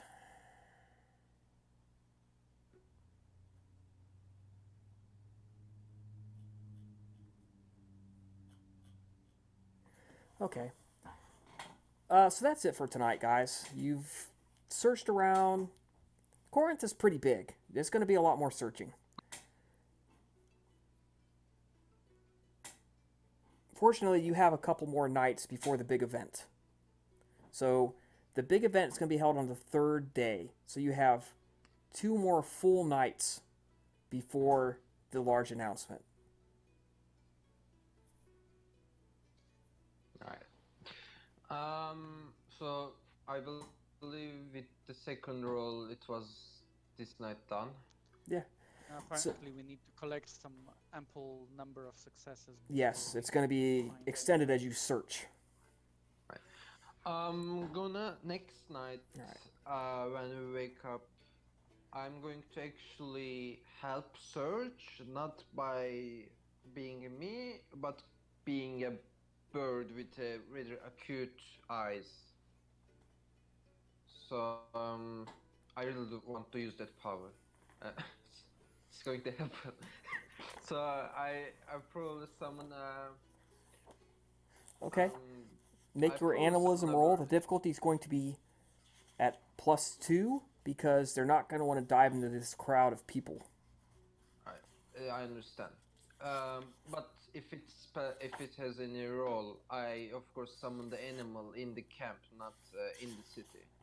Oh yeah, you'll do it. You wake up, everyone spends a blood point, Right. and you are So going to call the minimalism. wild. Right. Yeah. Right. That's correct. It should be It should be survival, charisma.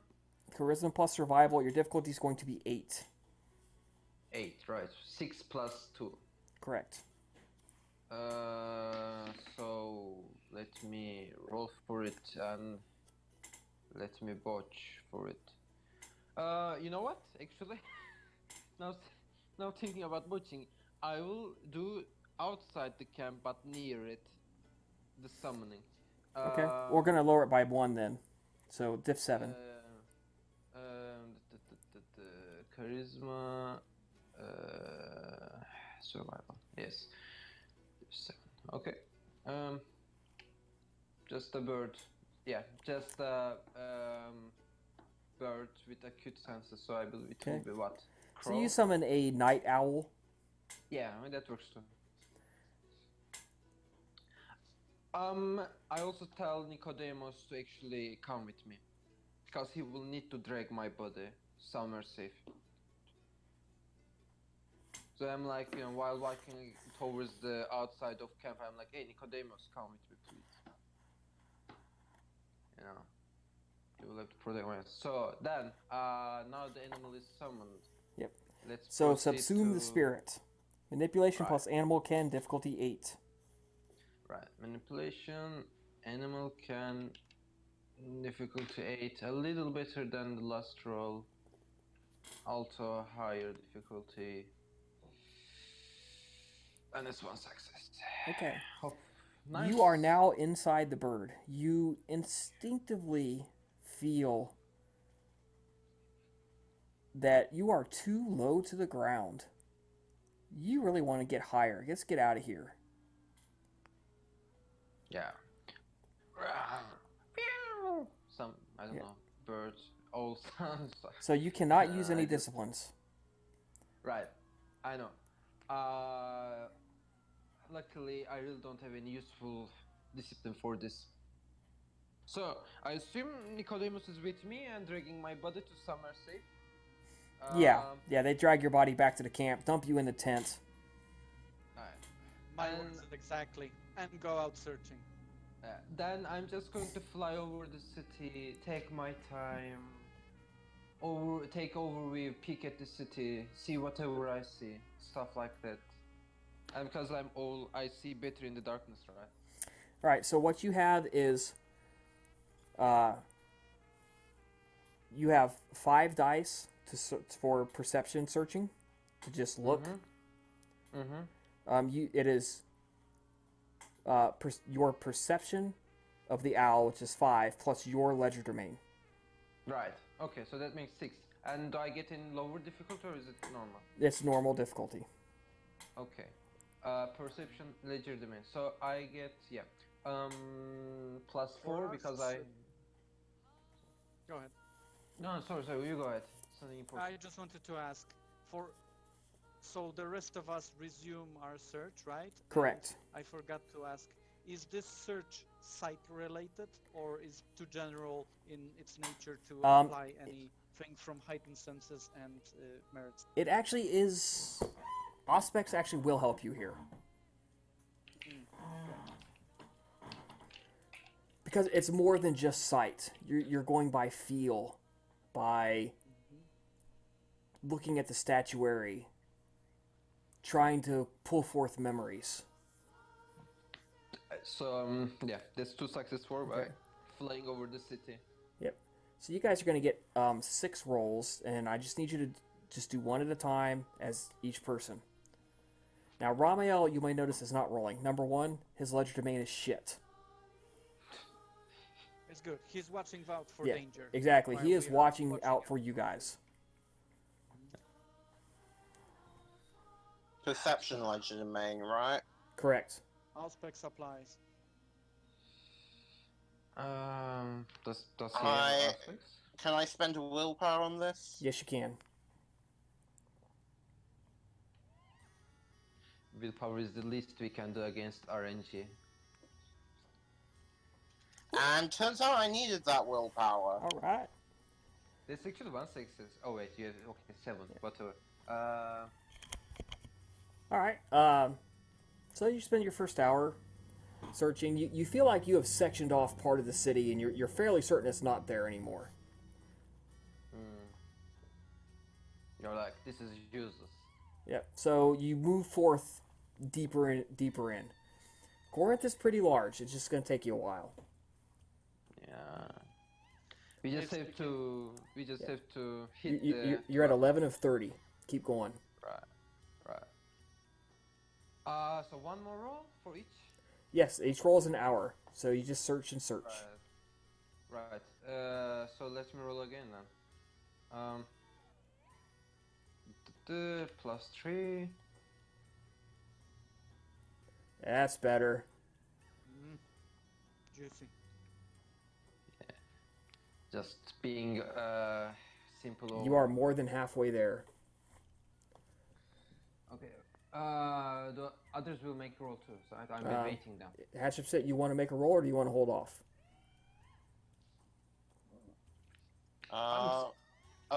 For second hour. Yes, second hour. So my audio went out for a bit.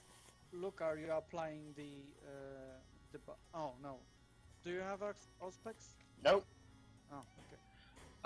Chris, considering I'm old, I'm probably going to spend all of the night searching for it. So how many rolls do I have to make?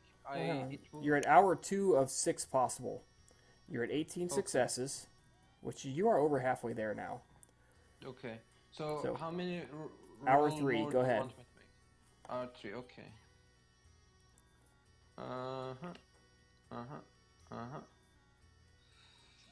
1920.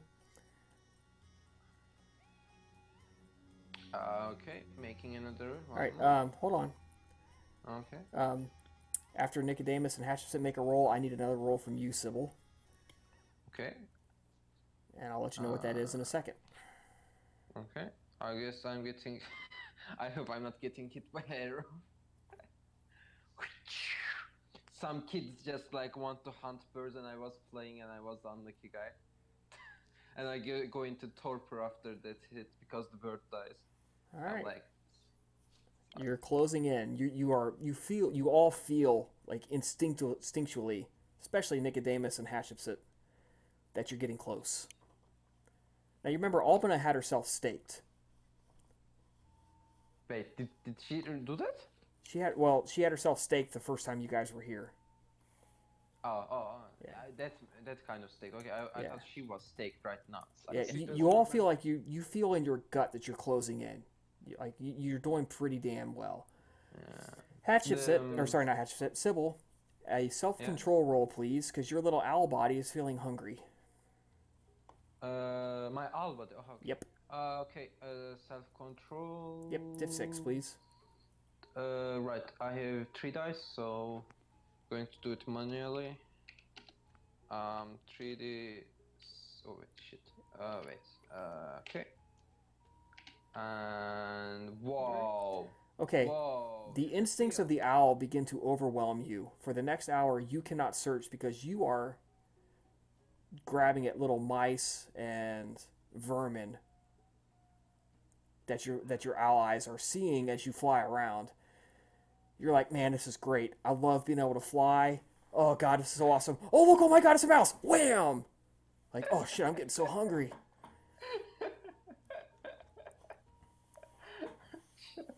With this so many ones.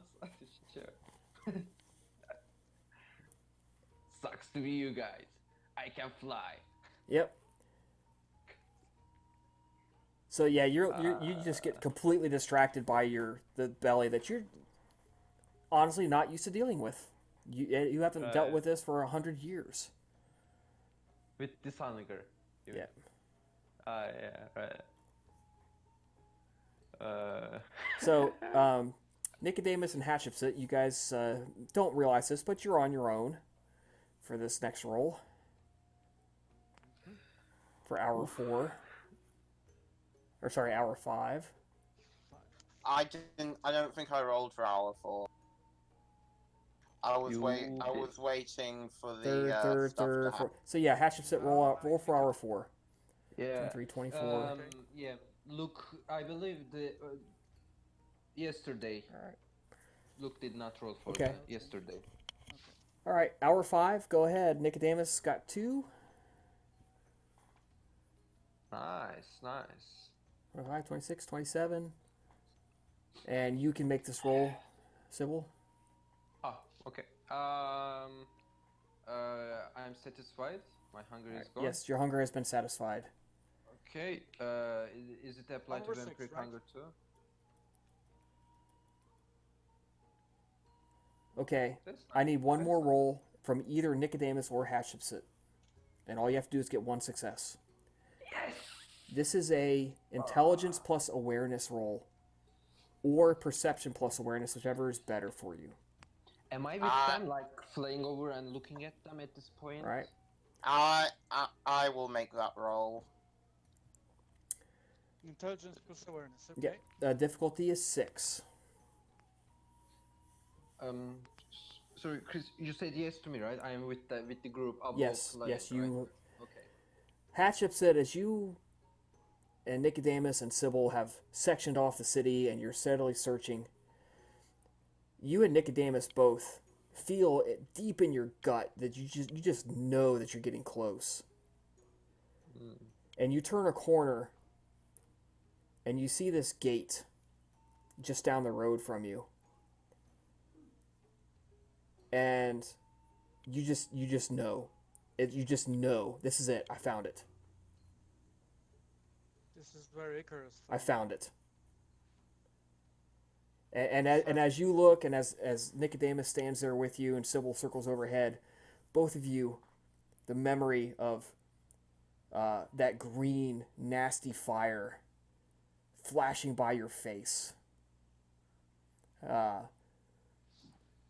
Icarus screams as he is lit alight and burned alive to a pile of ash.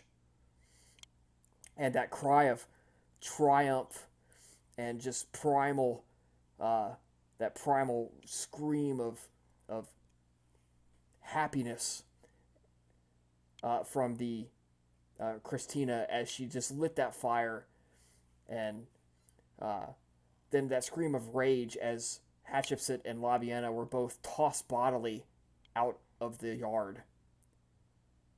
It all comes rushing back to you. And you actually have to restrain yourself from just running over there and kicking in the gates. You see it all play back in your head. You have found it. It took you all night, but you found it.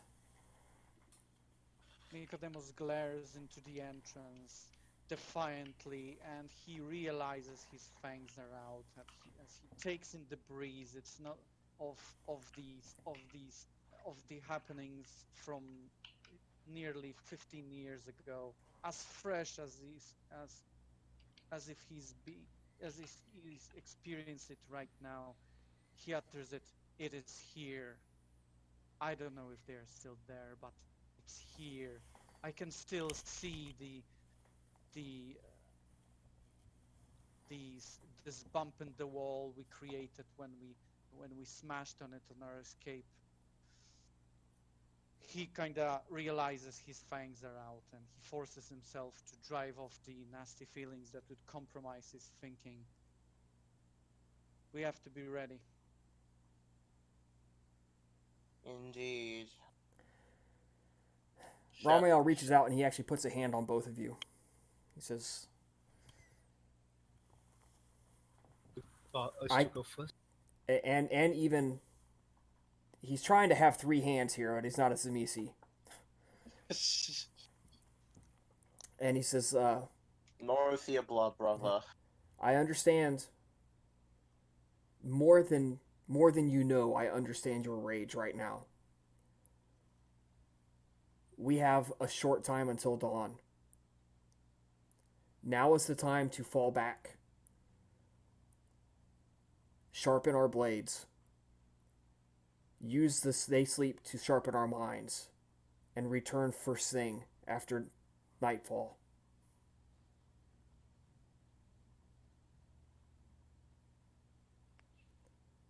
I wonder, perhaps if we could try to have other soldiers sending first during the day, they might catch the balai.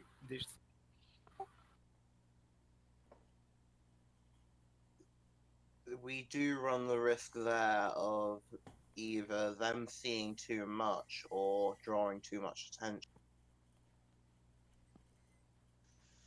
It's it's far too late. If we send them during the day, they won't find nothing. Perhaps we can take them on a night mission the next time we're here to watch our backs and prevent any from escaping.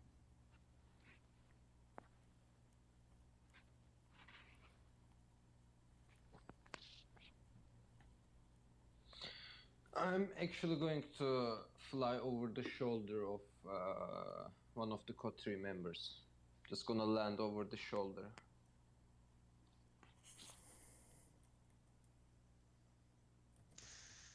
But Ramiel is right. Let's leave and come back when I have more time. We could send someone here to watch during the day. I believe that would be for the better. Yes, keep someone who actually.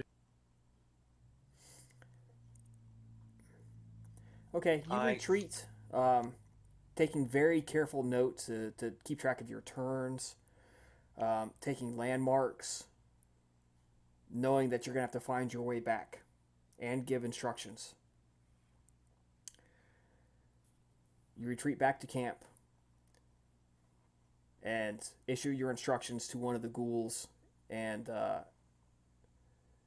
leave a message for the captain of the auxiliaries to send some people to watch the house. And now it is time for a short break. We will come back in 15 minutes, guys, and we'll pick this back up. All right, guys, welcome back. Right, so next night, everyone mark off one more blood point. Right. Who is going to feed and who is going to possess animals, and what all are we doing to prepare? One roll to feed and one roll to perform a ritual. Okay. I'm gonna just possess my owl. I'm just going to if it's not near me, I'm just going to summon it back. Yep. Go ahead and summon it. Okay. Can't we just be bros with it? Actually, But okay. I take that back. You actually do not. You can actually stay in the bird all day. Oh. You end it when you want to end it. Right.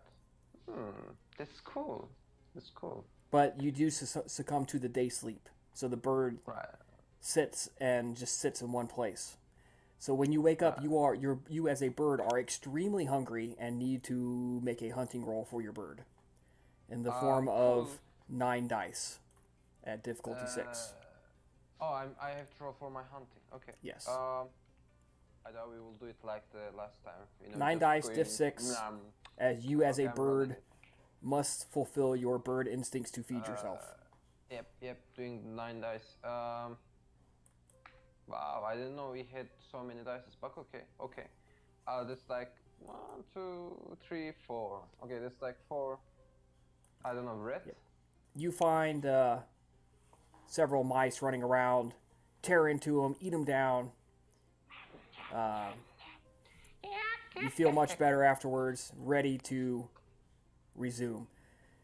In the event that you attempt to attack as a bird, you have a dexterity of 4 and a melee of 1 and a strength of Okay. 1. I wish I'm not going to attack. I really want to stay in the bird to flee actually. So I'm just going to be there, Okay, that's fine.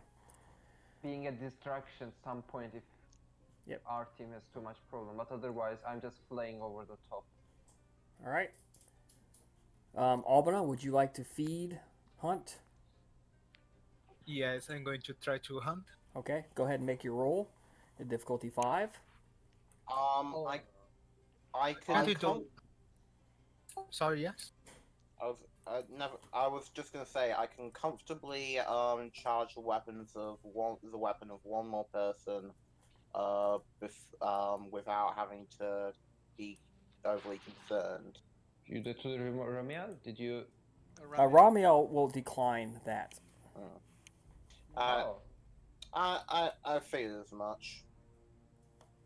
I don't know why. Should we hunt together again?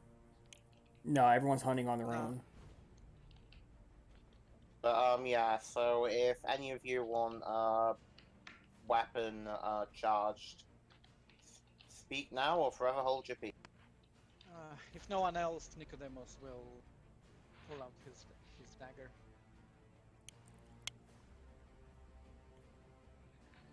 By the way, if I speak, if I forget and speak like normal, just assume I'm making animal bird sounds. Yeah. Unless you have animalism, you cannot understand him. Oh wow! Nice. It's 9 charges, right? Yeah, 9 charges on Nicodemus's knife. You get maximum success out of it. I hope you roll so well in the fight too, friend. I hope you do that. Also, No, it's gonna be all botches from now on. yeah. Also remember, Spend no it in our killing. Also remember, no killing, torpor or stake. That goes for Avarkus only. And, And I will and, roll- and Chowder. child. And Yes. his shoulder, right. His chowder, if possible. Don't forget that caveat. Dagger slipped. Oops. Oops, it was not intended. Sorry, I just found myself sucking its blood. Sorry, Artemis. It was not intended.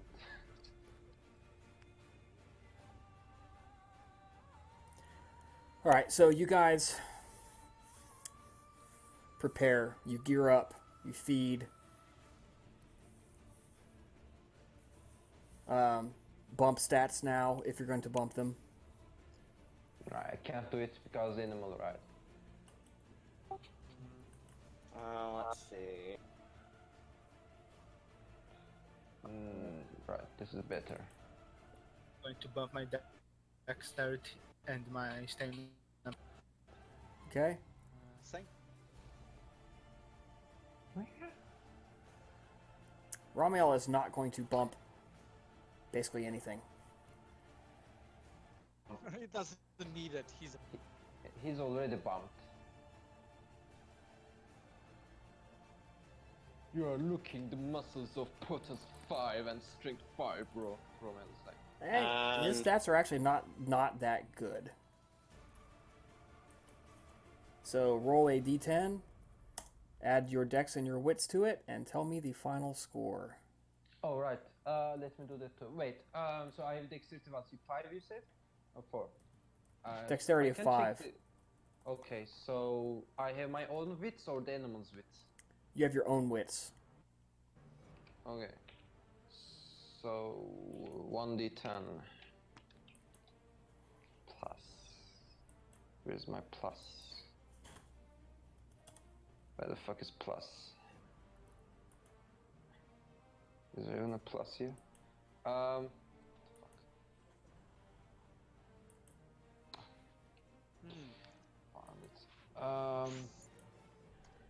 Let me do this. Nope.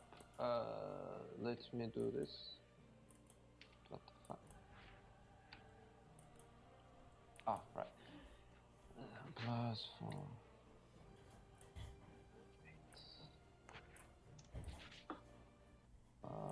the wits of Sibyl, that's 4. So 8. So right, that's my initiative. Very nice. As a bird. Hatship said, very nice.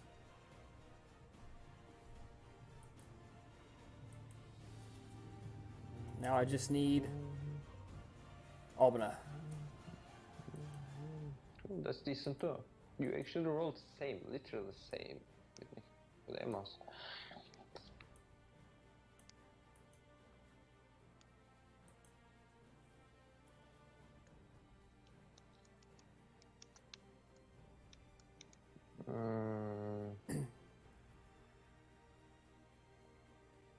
Okay. So we are rolling initiative, but do we see enemies from? It's just like pre-queue. Well, you're outside the gates right now. You don't see anything. But I'm fleeing. It is open, right? It is open. There is a There's grate. no roof. The top is actually covered by like a grating. Oh. Okay, So- and the at least the first little bit, so like arches up and out. And what you see as you fly over and do a little circuit is that the courtyard seems to be deserted, which is actually very strange. So you approach the house, and Right. you realize you kind of begin to understand all the stuff that was calling to your gut.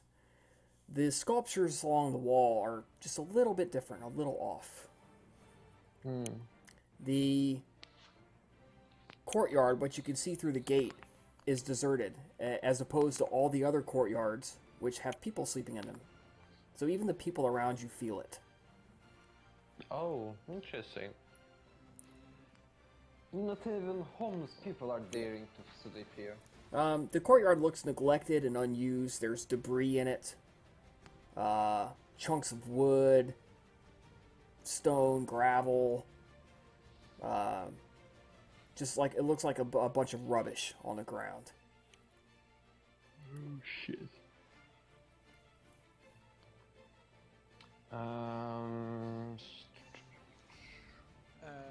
From the courtyard, can we see any entrances? There is, well, you guys are all standing outside. There's a gate, and the gate's very obvious.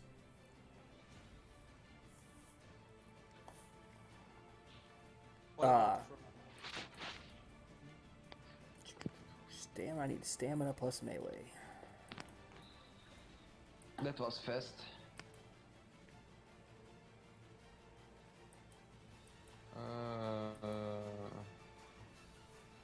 Stamina plus melee. No, that's not for me. Just for me. Just for me. Just for Ramael. Holy mother of See? God, it's a lot of ones. Yeah, okay. it's the Valor and 4, isn't it? Yep. So, you guys all gather. Your blood buff. Ramael looks and he says, "Stay behind me." And he takes the covering off his head and just drops it on the ground, and the third eye opens. And it looks like flames begin to pour out of his eye and form a aura around him. So he's covered in a glowing red, orange, and gold shifting aura. And he takes 2 steps forward, and he braces just a little bit, and you can see as he focuses everything he's got, and he just smashes into the gates, and they go flying into the courtyard. Boom! And he begins to charge in. Oh shit! I can't. Right, because they're entering inside the place. So that's his turn, and from now on, he is actually third in the turn order. You guys are free to follow him as needed, or wanted, I should say.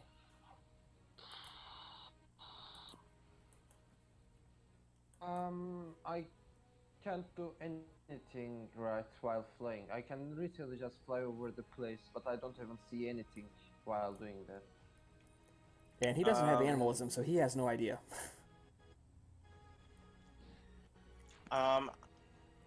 Hat is going to look to the bird that is Sybil and use animalism just to say, when you got a bird's eye view. God damn it! I didn't mean for that pun, but okay. When you got a bird's eye view, did you see any large pools of standing water? No, he did not. Okay. Just checking. In that case, Hat is just gonna wait for Ramiel to lead the charge. Alright, so he busts in the gates. Oh, that's where everyone Yeah, is. he busts in the gates. Remember, we are down at the very bottom center.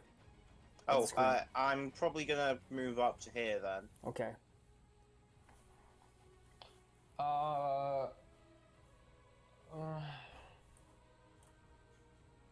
Maybe out to the left a bit. Yeah.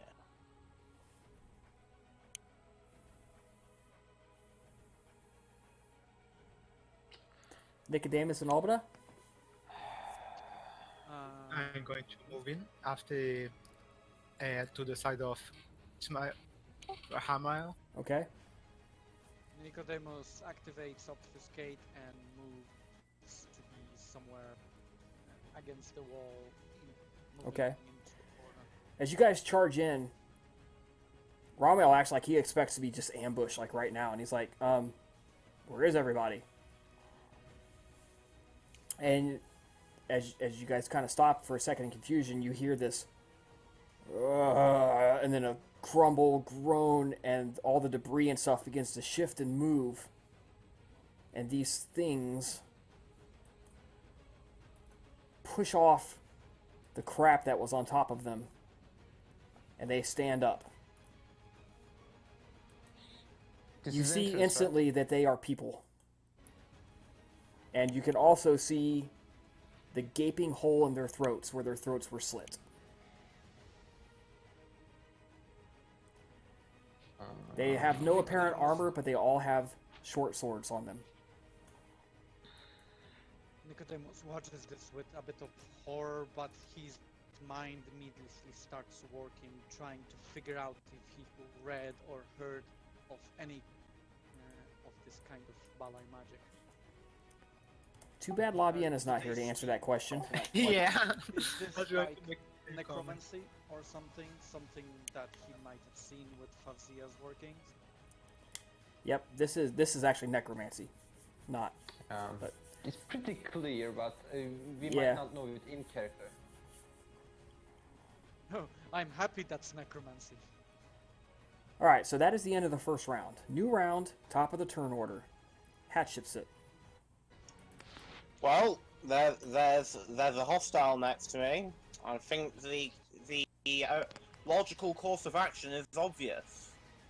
Attack. Okay. Roll your attack.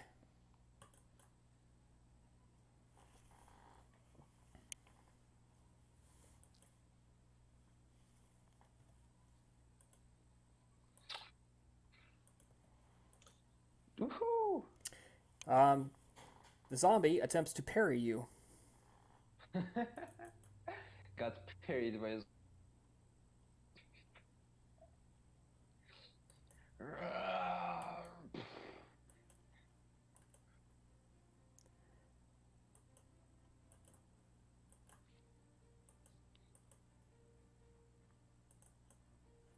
that's a good your zombie. mace, you draw your mace out of its covering. Poof, it erupts in flame. You take a mighty swing, going for the head of this zombie. And it just almost negligently takes out its sword, pops it against the handle of your mace, and your mace just passes right over its head. Nicely done, dead man. Sybil as an owl. Flank over the sky. Okay. I am essentially my action going to be, I'd say it, watch out for any, like, I don't know, enemies. Yep, nobody is coming in. Additions. Um, Yeah. I am going to make the assumption for you, since you didn't actually say it, that you had some of the army people with you to keep people away, Makes sense. to preserve Makes the sense. silence of the blood, knowing that you were going to barge in here. Makes We're sense. letting fly, you know, all the blatant supernatural abilities. Then my action is then just going to be, I guess, fly over and watch stuff and Okay. essentially not get in the harm's way. All right, no, you're good. You can stay out of reach. What you do see flaying stuff. is Ramael runs in to here, takes a hard blow, slices the zombie's sword arm off. And what you see, Sybil, as the arm begins to fall, something comes out of the zombie, grabs the arm, and rips the arm back up to its body. What comes up from the arm? What kind of thing? Just Tentacles? some Is it- tissue, something. And Ramael's eyes like widen in surprise, like, what the fuck was that? Yep. Romel, you got the prompted intelligence rate. What? When I cut your arm off, it's supposed to fall off. God damn it! Yeah, it's supposed to Just like stay that. off. Nicodemus. Nicodemus doesn't know what to expect, so he lunges out of his cave and tries to flank this zombie and attempts to stab it in the gut, Okay. while keeping his eyes towards the other ones, essentially splitting his actions for eventual Alright, for so a possible parry or dodge. Dex plus melee, plus 1 extra dice for flank. Minus 1 dice for multiple actions. Diff's 7. So standard Dex melee dice pool at net. 2 successes. I don't know if this was difficulty Yeah. 9. Sybil, or you don't what have I enough made. necromancy to know what just happened. Okay, I understand. Um, Plus 1 the zombie strength, can do that's nothing. plus- Your dagger plunges into it, burns its dead flesh. You can smell the stench of barbecuing dead man. Go ahead and roll damage. How much does the fire add? It's 1 auto ag. Yeah, it doesn't add damage. It makes it all aggravated. Okay, so yeah, go ahead and roll damage. Yeah, essentially. Ouch! Your That- damage, That was actually. Strength. That's your entire strength plus 1 extra plus. You have a dagger, right? It's strength plus dagger. That's plus 1. Plus 1 extra success. Plus 1 extra success. So it means 1 more die. Yeah. I hope this fight does You not become thought something you hit it, but You somehow you- it turns in your hand when you strike it, and instead you end up just kind of like half punching it. you accidentally cauterized one of its old wounds. Albina, you're up. Okay, so Time to buff strength. I'm going to move over to this one and I'm going to try to add it. Okay. Go ahead and roll your attack. attack. So no grapple. I thought it was grapple. She still has to roll strength plus brawl if it's a grapple. Oof, damn. Well, girl. strength plus brawl plus potence actually, and that was a grapple, right, Albina? No, that is the sword. Oh, sword, attack. okay. Oh, sword. It is also going to attempt to parry you, but I don't think it's going to make it. Do not please encourage the RNG, Chris. You encourage the RNG. It did. You thought you had an amazing strike, and it deflects the worst of it, but you still hit it. So strength plus short sword damage plus potence. Short sword is +2, I believe. Let me just check over here a second. I believe we had a document, right? I don't know. I remember it was 2 too, because... So... I don't know. You probably roll a bunch of damage then.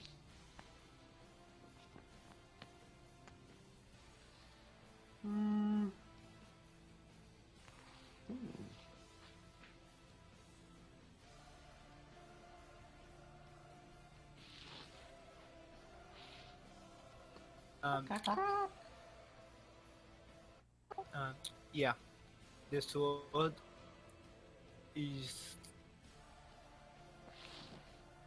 It should be better than a dagger, so it should be +2.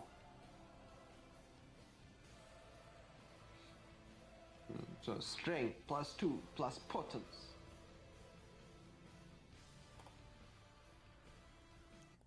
It's 5. Dagger 1 lethal, 2 armor piercing. So Gladius should be 2 lethal, no armor piercing. yeah.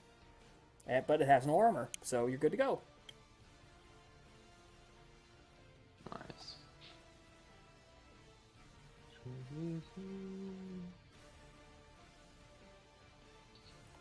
Is the flaming dagger safe to sheath? It's a supernatural fire, right? Yes, it's safe to sheath. Doesn't cause rock strike either. Pull it cause when you get hit? I don't know. I don't know if you get hit by the magical... Okay, you Fire your sword. blades, it deflects it, and your blade hits its chest and just kind of skitters across. You just had a bad angle from it deflecting your blade. Unfortunately, it's just a barely superficial cut on the dead person's body.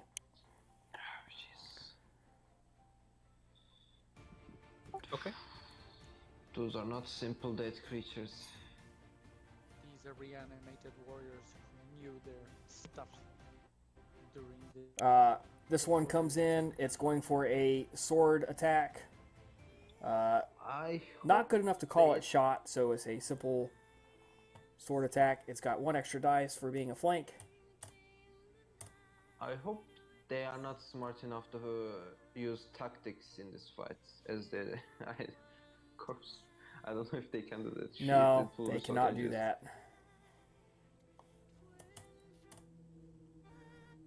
Alright, wow, shit. Soak 5 lethal. Sorry, guys.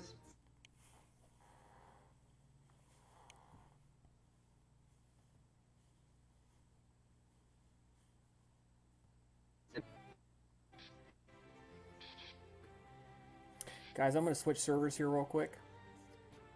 Okay, is your voice cutting down? Yeah, it's starting to cut in and out. Was it parry? Ooh, nice! I don't really want to say how good you roll. That was Nice. that was soak. You are wearing your heavy clothing, right? Yes, that Okay. was the soak. Did you include that in your soak roll? Yes. Okay. Yes, that is awesome. He barely hurts you. It's just really more irritating than anything else. 1 total lethal damage.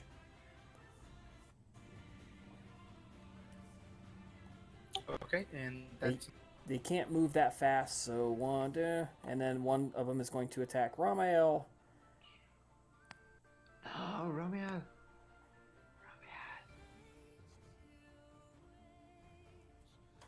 Ooh, and it's going to hit him quite hard.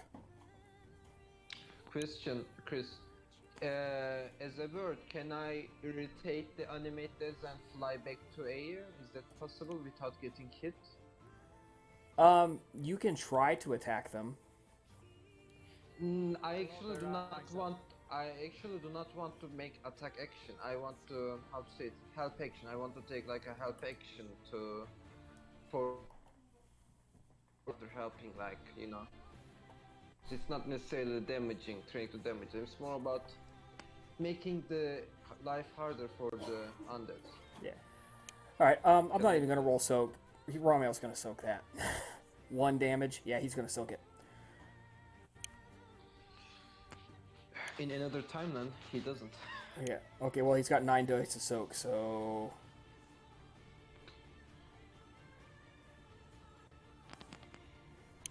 Stamina plus fortitude plus 3 dice armor plus 2 dice of more armor. Sorry, 4 dice armor. 4 dice fortitude. So 5, 4, 7, 8, 9, 10, 11, 12. Like the +2 from the discipline too. Yep. If you don't remember.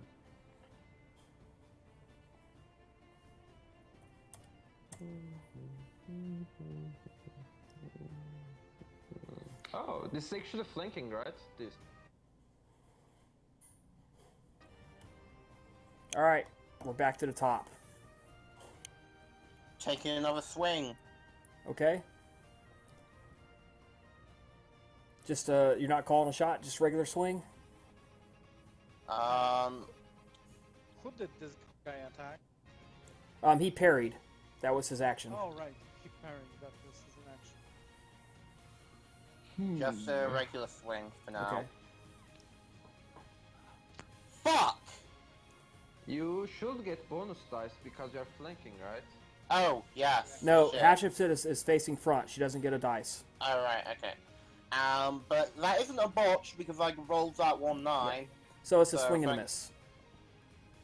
Told you, rolls are going downhill from here. Yeah. Sybil. Civil, right? Can I pick a stone while flying and then just while flying throw it over the top of, I don't know, 100? A small stone, literally. You're not like- going to be able to pick up a stone big enough to actually matter. Okay. Will that cause annoyance and at least make their attack roll a little harder? No, Just because if they you want to get- make their but- attack roll harder, you're actually going to have to get right up in their face. But that can cause me to get hit. Then I'm just playing over the fight. Yep, okay. Ramael is going to call a shot at... He's got 1 extra difficulty for a multiple opponent. Called target to the head. So, he is rolling Dex Melee at diff 9. Seems like Rommel watched some Walking Dead. And he's going to spend a willpower point for not a success on this. Smart move. Smart move, Rommel. And he's got specialty on this, so 10's count for 2. So, there's 4. 1, 2, 3, 4, 5 successes. Oh, 5. Specialty is 10's. Right. 2, 4. This zombie's head goes flying from its shoulders. And the zombie collapses. Sybil, you notice that while the zombie collapses, its body is still twitching and moving, and it's beginning to crawl towards its head. Fuck is this shit? So it's like twitchy, starting to crawl. Its head is up here in the corner somewhere.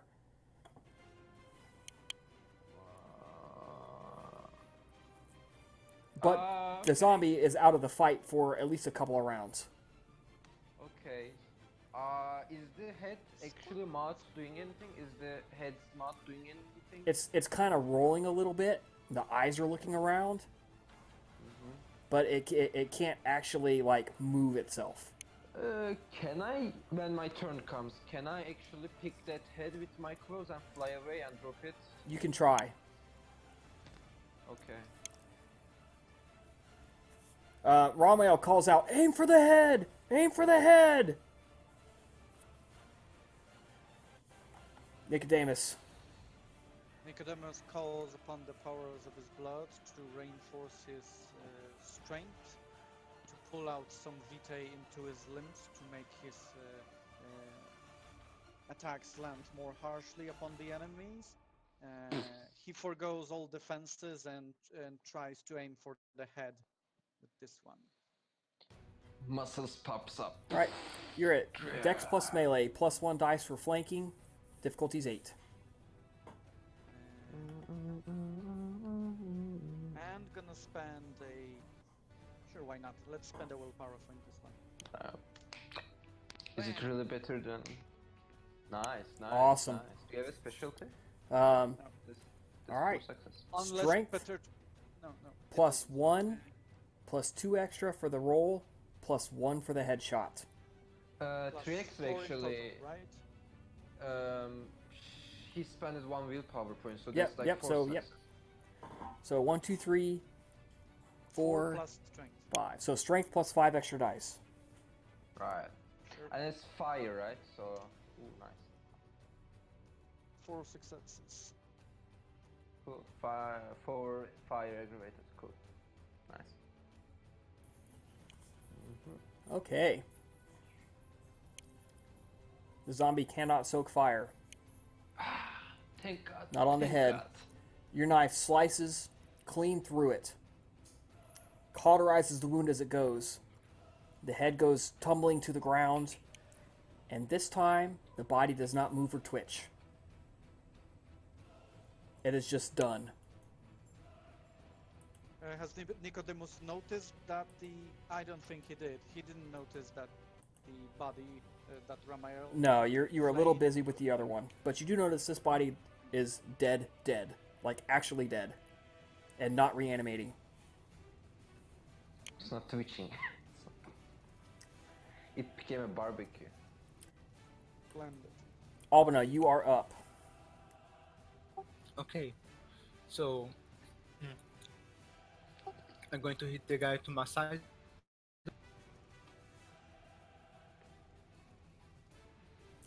Okay, called shot or just a regular blow? I'm going to aim for the head. Okay, so you are at difficulty 9 as well. Dex plus melee, +2 for the headshot, +1 for multiple opponents.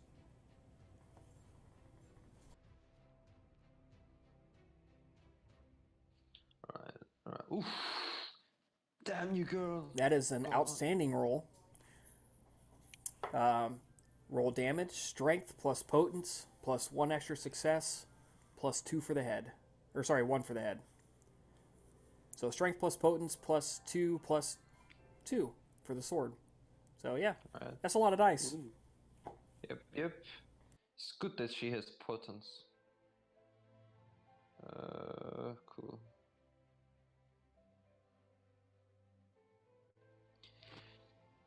I'll be there. Became a monstrous character.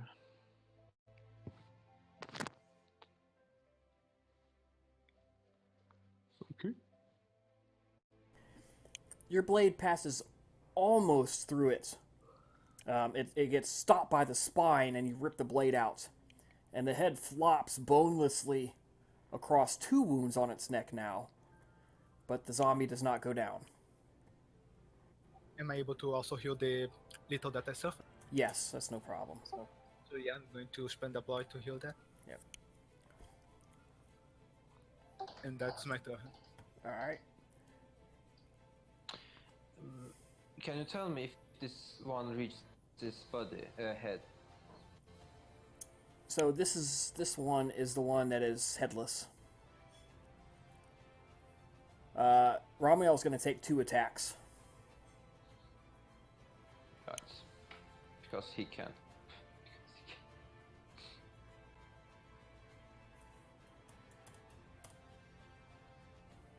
Oof, is Youch. it Romel or the undead?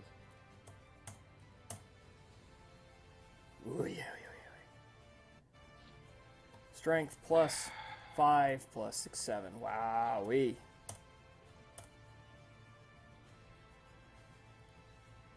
Alright, Ramiel's got to soak 5 from the first blow.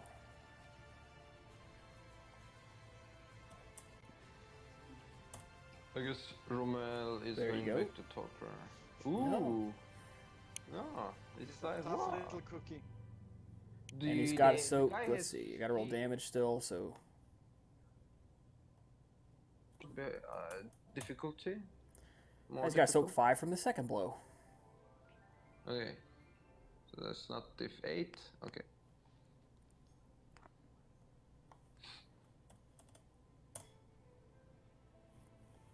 He's soaking like a champ. This is literally his job, by the way. This is his job, is to be the target. Yeah. Tank. He's the tank. All right, and the last one is getting its one attack in on Albina.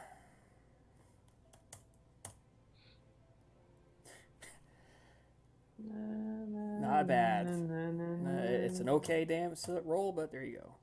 Albina, soak 2 lethal.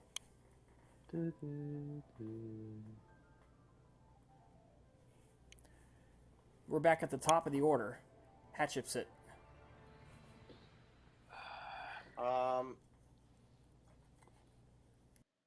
I'm gonna head over to this one or head over here. Lana. Flank, flank, flank. Flankers, man. I think I have enough movement to cover that distance. Do You're fine. I get to here with movement? Yes, Will you it can reach him escape? from there. Not Okay. quite there, but you can get to him.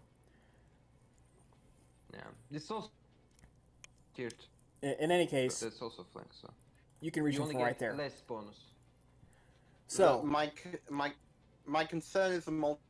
no, you can reach him from right there. It's fine.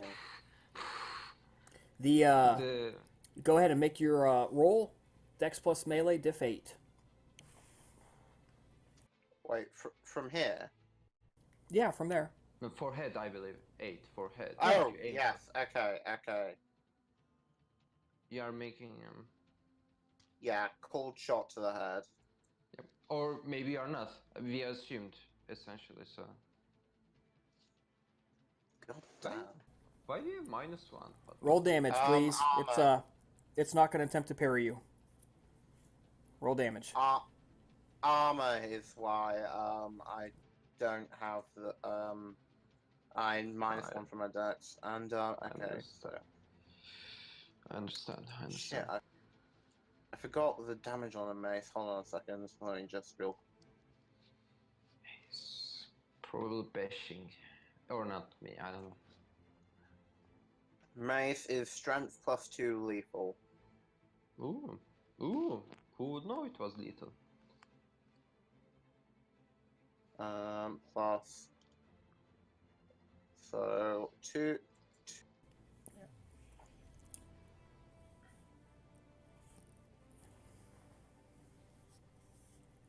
Oh, and +1 from head. That's right. Shit, I'll just roll 1 extra d10.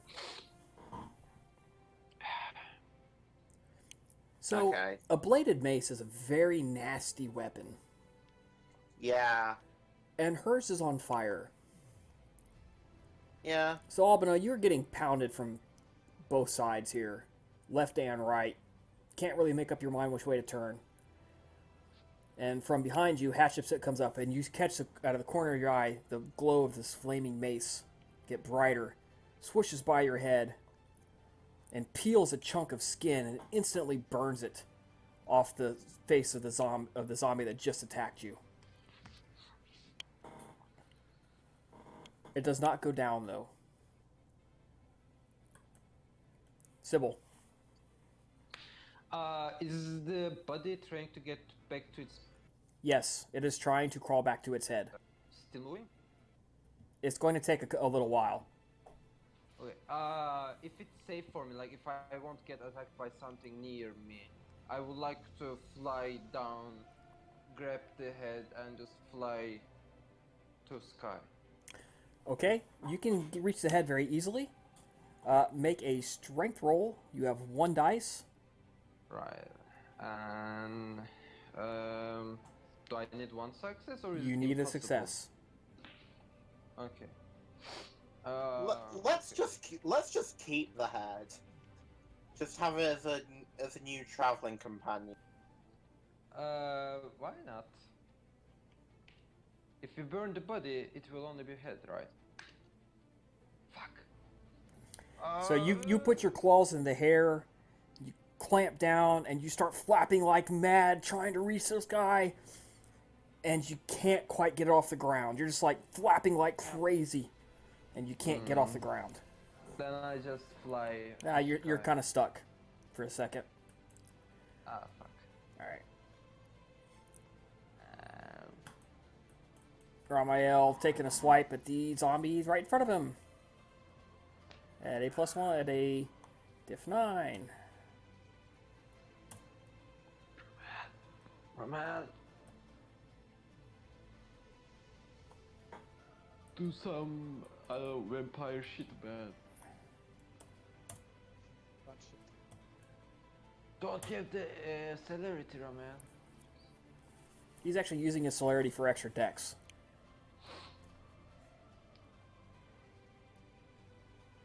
So, strength +3 plus potent. So 7, 8, 9, 10, 11. Strength +11. Strength plus what? 11. Yes, strength +11 dice. And this guy is like, what? No boosted stats at this point. I'm not even at my. Are you? Wow. What a shit roll. Oh my god. Feel the suffering we feel, Chris. Feel the suffering we feel. I guess Ramel is going to be depressed. He should have spent blood for potence. He should have. Yeah. Alright, Nicodemus, you're up. Nicodemus takes a sprint. He surveys the situation and then he takes the sprint, runs through here, jumps up. Sorry, what? Why are you moving them? Because it's slowly crawling towards its head. Oh, So what? I'm here. Yeah, right there. That solid black is a wall. so is it visible to Nicodemus Yes.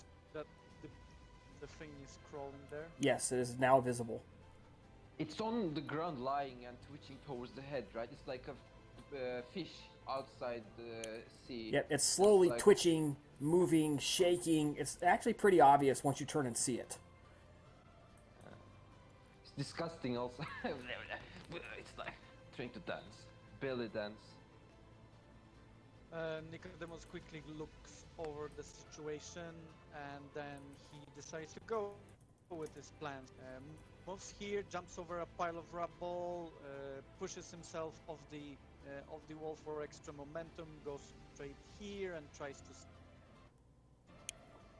Okay, or at the head.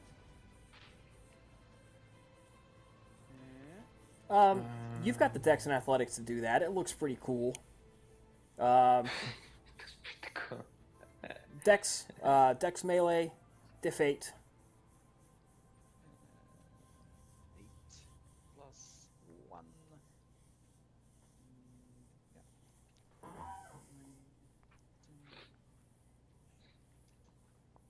Oh, You take a leap, Looks you cool, you but put no your better. foot on the remnants of one statue, and you push off of it, and you land with your left foot on the wall. You push off of it, and you come in with your dagger overhead, flames pouring from it. Looks like you have a handful of fire. You slash down, and you give it a nice haircut. curses. Extreme barbershop. Sounds like a name for a business. Albina, Yes, I'm going to try again to take this on, attacking on the. Try to finish the cut. okay, go for it.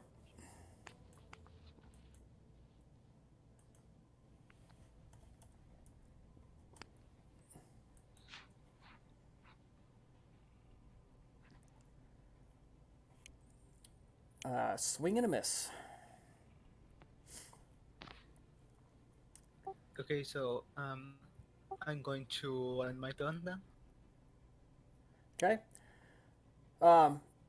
As the zombies are getting ready to attack, a new player enters the field. New player? What? Yes. Is Debbie back? Is Debbie back? No. No. Player in the more colloquial sense, and yeah, I And the figured. front door opens, and a gorgeous woman is standing there. Oh shit! Can I drop my animalism and go back to my form? And she Instinctively, looks yeah. at all of you, assesses the situation very quickly before the zombies attack,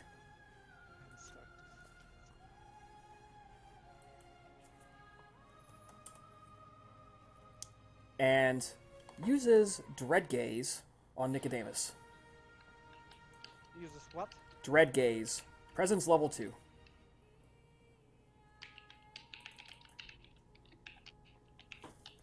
Which I believe is Charisma plus Intimidation. Question. Is he... I don't know. She's probably not. Well, whatever. Yes, Charisma Intimidation. What is your Wits plus Courage, Nicodemus? It's probably 6. It's going to be 6 or 7, I would think. It's 6. Again, why didn't we pick like 5 or 6 Roman soldiers, Greek soldiers to aid us in this fight? We wanted to keep the silence of the blood. Okay, so they are essentially don't know the actual supernatural, so they are like Okay. Fear me. She achieves 5 successes. The door bursts open. You guys all pause and look for a heartbeat. And her mouth opens, and her teeth, her maw seems to be filled with fangs, but really it's just the two. And it's just utterly terrifying. She hisses and just directs right at Nicodemus. Looks him dead in the eye. There is no doubt what she is. Nicodemus, she does Dread Gaze with 5 successes. Turn around and flee. Wait, isn't it self-control? Rorschach, oh sorry, Nope. Rorschach roll. So, Switch and courage. you may resist this by spending a willpower point and then succeeding on a willpower roll at difficulty 8 of your remaining will. If you want to resist.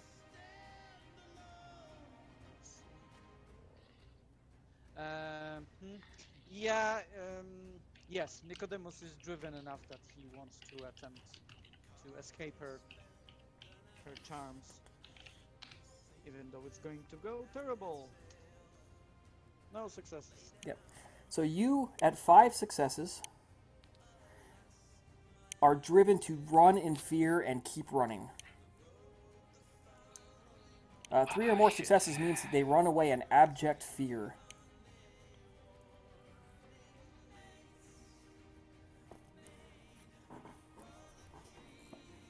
And then the zombies attack.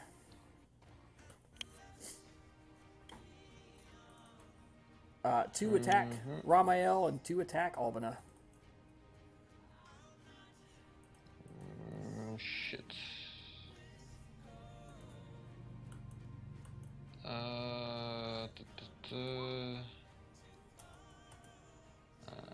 Hey, they are hitting like crazy today. Can you please stop rolling good?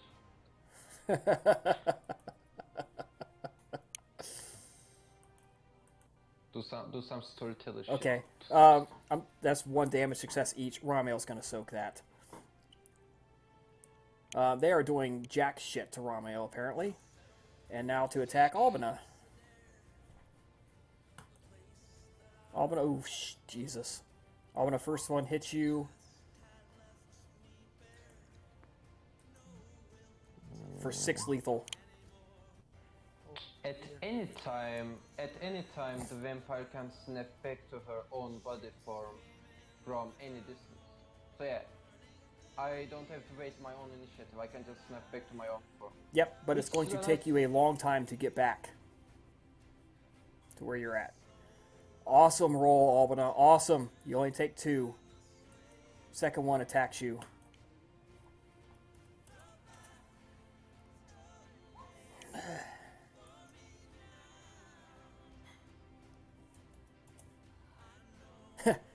And it just bounces off of you. He gets it perfect. If he had done any damage, you know that it would have eviscerated you. It was the perfect shot. And it just bounces off of you, just right off your clothes. The blade just, like, twisted in his hand, and it hit the side, just bounces off of you like, oh, that was nothing. In fact, if he could feel such things, he would be embarrassed and cry. Would she be able to step to the side? You can now as soon as your turn comes up. So let me redo the turn order.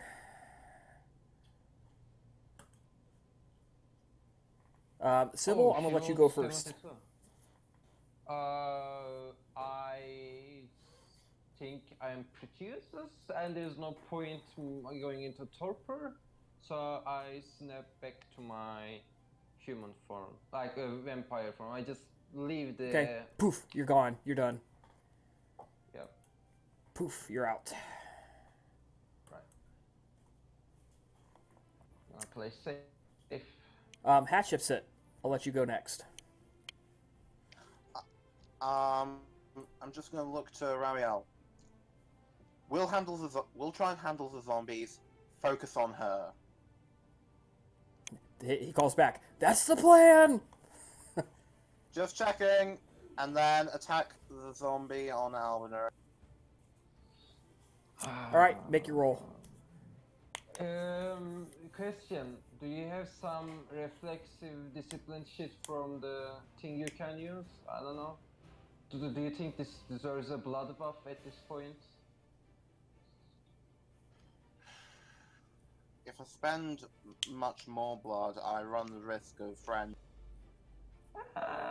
You probably won't lose much out of it. If you're friends, I mean. God damn.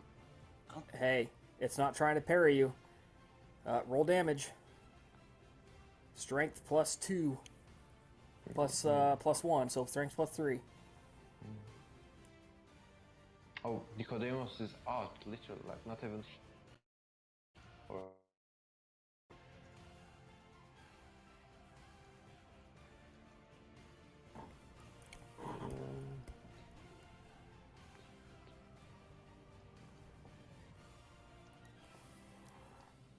Oh, that's an ugly woman. I have to be honest, that's too ugly. 2 Okay. It staggers a little bit. You know you hit it pretty solid this time.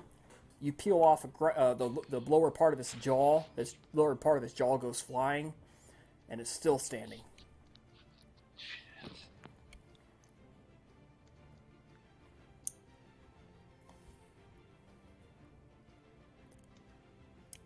Albina, Malaga's going to dread gaze you.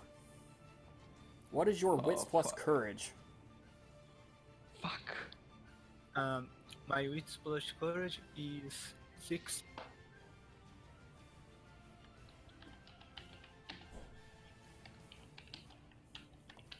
Only one success. You can try to resist it. What would be like to resist? Okay, spend a willpower point and then roll your remaining willpower at difficulty 8. Okay, so yeah, I'm going to try.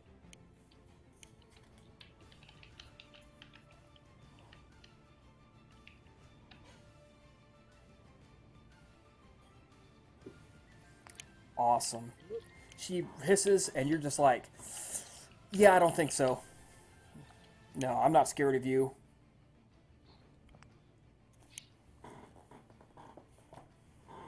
Ramael says, fuck this shit.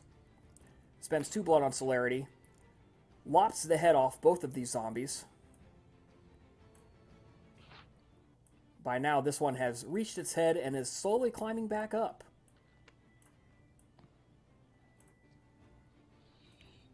And for his celerity action, once it gets to his turn, past after the zombies, and Albina is going to be attacking her.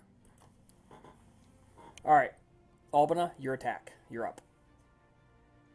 Okay, so I'm going to step to the side to get rid of the flank, and I'm going. All right, go for it. Difficulty 8. Dex melee.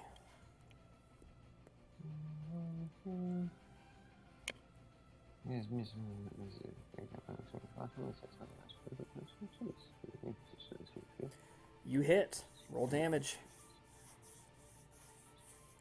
Strength plus potence plus 3.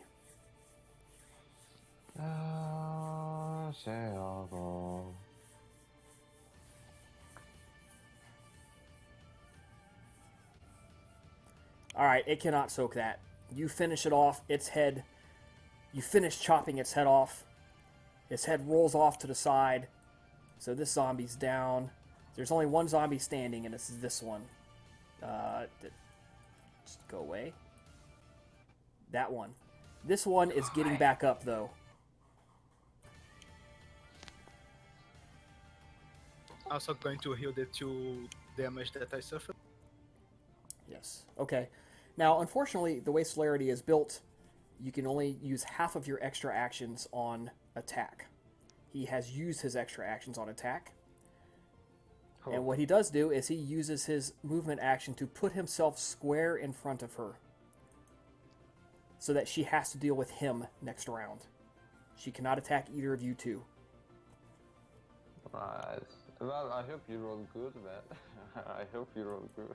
But... The one remaining standing zombie is going to attack the one target in its reach. Hatchips it. Oh, those are dead. Those ones. This and this. I cannot dodge or parry, so roll. And it sucked ass on its roll. Outstanding. Sunk 1 lethal. Hatchips it. Ah, thank God. Oof.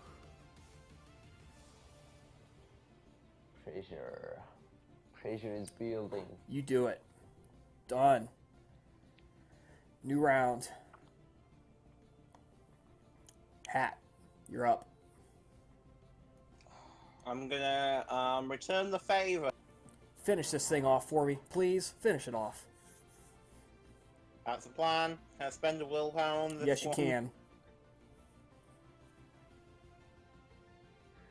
The zombies, whatever they are, we have to get it on ourselves too.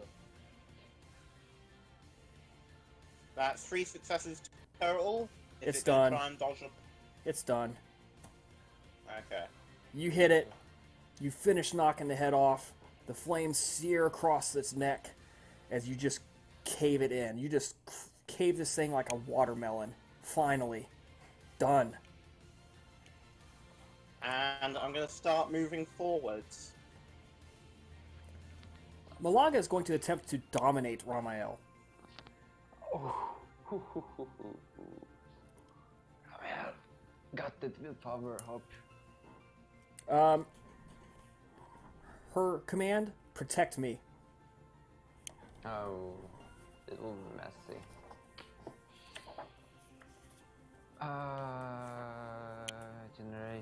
Generations. Fucking generations. She knows she can dominate him because she's done it before. Yeah, Ooh. yeah, she did it way back in, I thought it was Dread, guys. It- He was the one running. way back in the, I think it was the Illyrian War? That's what I'm referring to. Yeah. No, she dominated him and told him um, to run away. Yeah. Oh, okay, that way. I thought it was Dread, guys, just like this one. And then he came straight back. Really? Yeah. Well, after her command wore off, he's like, wait a minute. This is wrong. That is 5 successes because of specialties. He's going to attempt to resist because of Can you- the shifting aura in front of his face gives him eye protection. Supernatural, can you have supernatural specialties? Like, And for dominate, yes you can. can I have specialty in summoning animals in animalism? We can Or talk about some- that later. Sure. Okay. Okay. Characters, let's see, I can roll willpower equal to the manipulation. But, oh, Jesus. This is going to be difficulty 9 willpower roll. Actually, going to be difficulty 8, so it's a -1 difficulty. Come on, buddy. Don't let us down. The pressure is building up. So how much? So Rabian has 7 willpower, right? Yes. Wow. Okay. Reading the characters avoiding the vampire's gaze can roll willpower. Difficulty equal to their manipulation with intimidation. Levy, blah, blah, blah.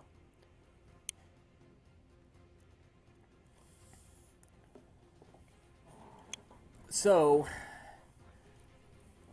for the next 3 rounds, he turns to protect her.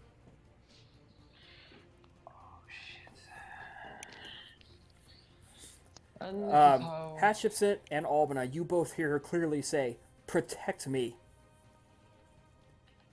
And Ramael turns on a dime and faces you in a combat stance.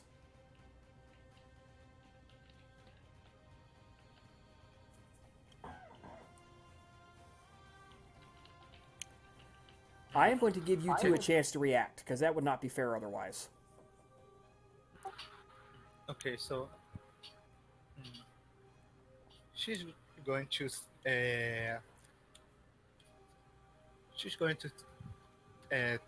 use her tentacles, try to have them open up around. If nothing else, but Raziel is going to focus on her, on the tentacles rather than them. All right, so your action is going to be to summon tentacles. All right, go ahead and make your roll.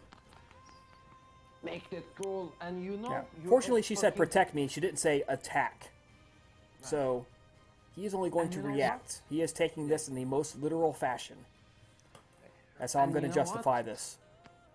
Albina is going to add a potence to that tentacle roll. So, oh yeah. Oh, So, yeah. Albina, make your roll. Summon Shadow Tentacle. Oh my god. Oh no, that's a botch too. Oh no. This, Oh What no. happens? Is there thousands of tentacles now and restraining everybody?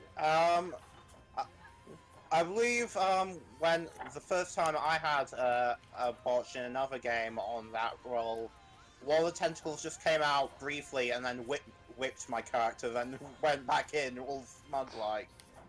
I don't know. It's abyss. I think Chris has right to do any kind of supernatural shit right now with that bot. He can make like some super cool, scary, super dangerous. I don't know anything. Like this is the moment. Okay. Albina. Yeah. You hear something talking to you inside your head, and you recognize this as the taste and touch of the abyss itself in pure form. It's cold. Cold. As cold as you are. My daughter, come to me. Embrace me. Come be with me.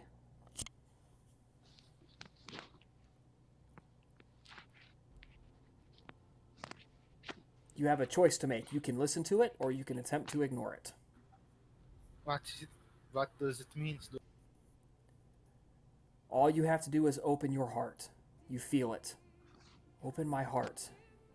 Just say yes. Open your heart to the Lord. Am I able to make any sense of this? This has never happened to you before. But you have an intimate connection with the abyss. You have, ever since your embrace, you've literally lived with its touch in your face and your eyes. This just feels like more. More what? More abyss, more connection, more power. My daughter, please, come be with me. I'm Open going to your roll heart. self-control. I'm going to roll self-control on this. Okay, difficulty 8, please.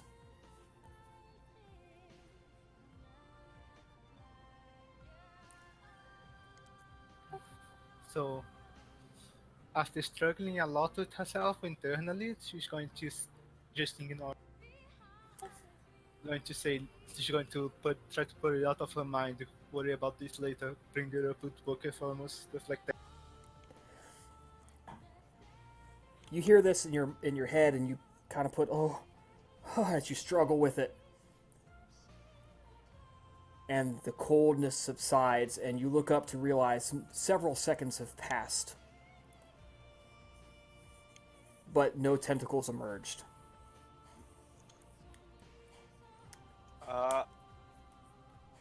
For my reaction, We're gonna do a new round. Hatch I it. think There are no zombies available. They are all crawling towards their head, except for this one, which is slowly moving back. do I have clear sight of Megara? Unfortunately, Ramiel's standing directly in front of her. All right. In that case, and this zombie's Coming back, yes. I'm just gonna spend one blood point to activate Typhonic Maw, and then just ready around to dodge to block. Okay.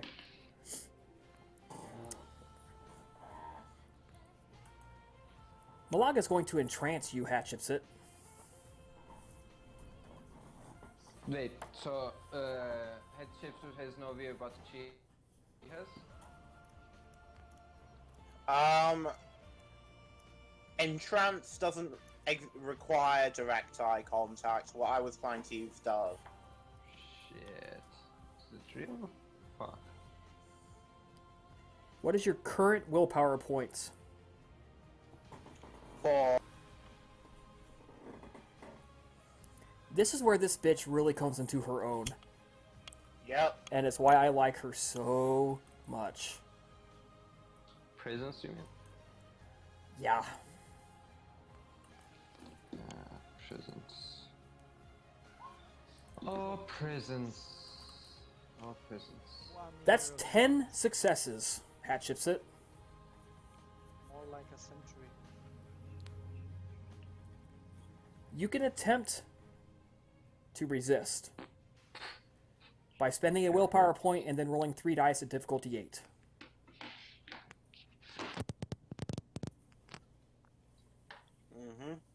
But is it again that her roll, the number of successes, just lowers the amount of the attacker's successes? So spend the point now. Make the roll Yes, now. spend and make the roll if you're going to resist.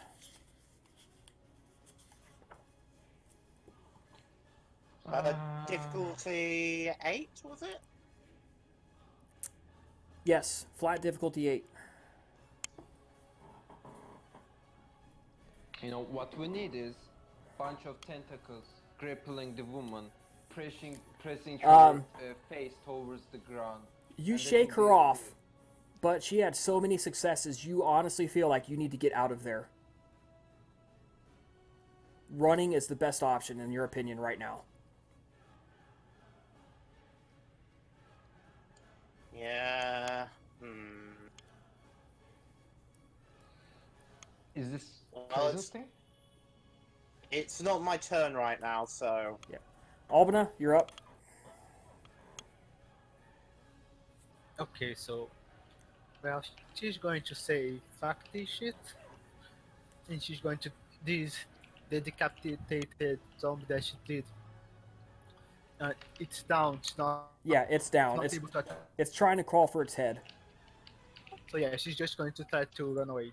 Okay, you run away. Would it should be possible for her to summon the tentacles and to run away? Yeah, you can move and summon. So yeah, They're not she's gonna going they're try not gonna to stay summon- very long though. Yeah, she's going to summon the tentacles.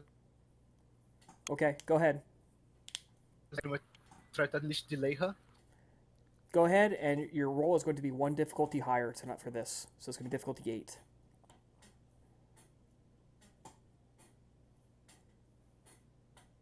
Oh, Jesus. I guess you're inside the abyss, man. This time, as you begin to back away slowly, because you have to concentrate. And you step backwards, expecting to feel solid ground, and you just fall into darkness.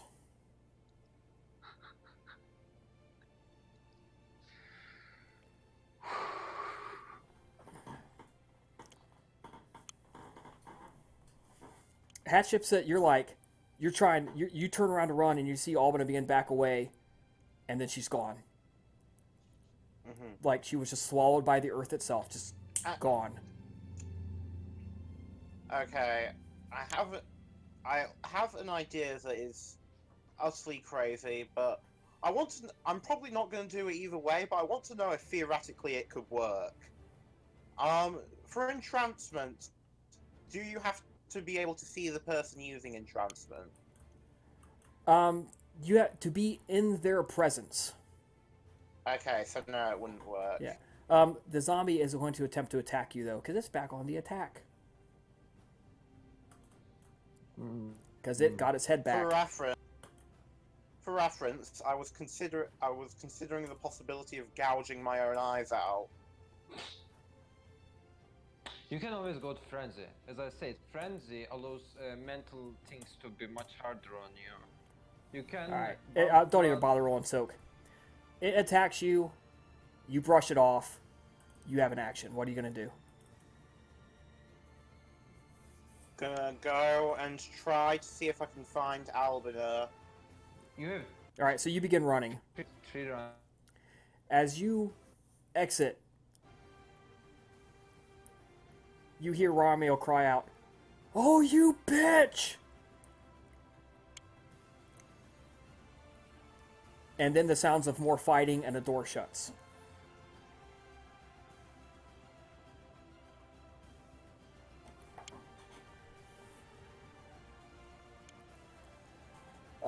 Albina, Yes? I would like you to call low, middle, or high. I'm going to call high. This is high is over a 66. What? Excellent call. Nicodemus, as you are running away, the fear leaves you. And you're shaking. Cold. Fear shakes like you've never felt before as your hands begin to flutter.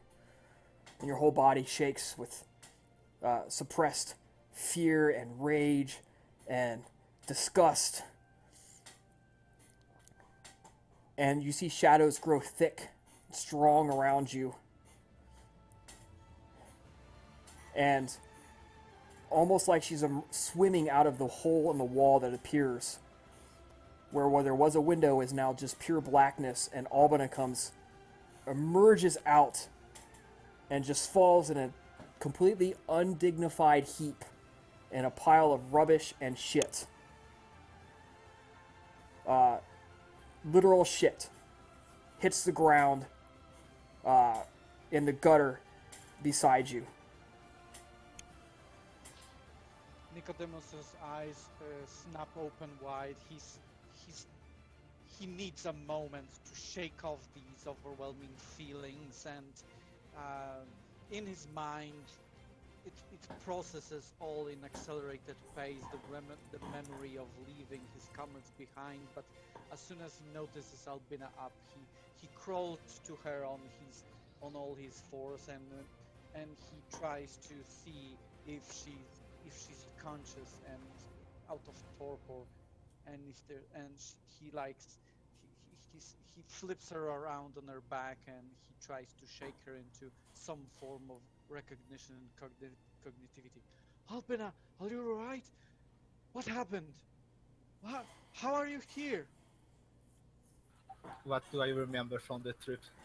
You remember it was cold, black, and it was not empty. There were things in the abyss. They felt like great whales around you in a sea that's so dark that you could see that it made black seem like it was bright daylight. And then you felt a presence, your member of your coterie, and you just instinctively latched onto it, and the abyss responded to your will and spit you out. I don't know. The abyss brought me.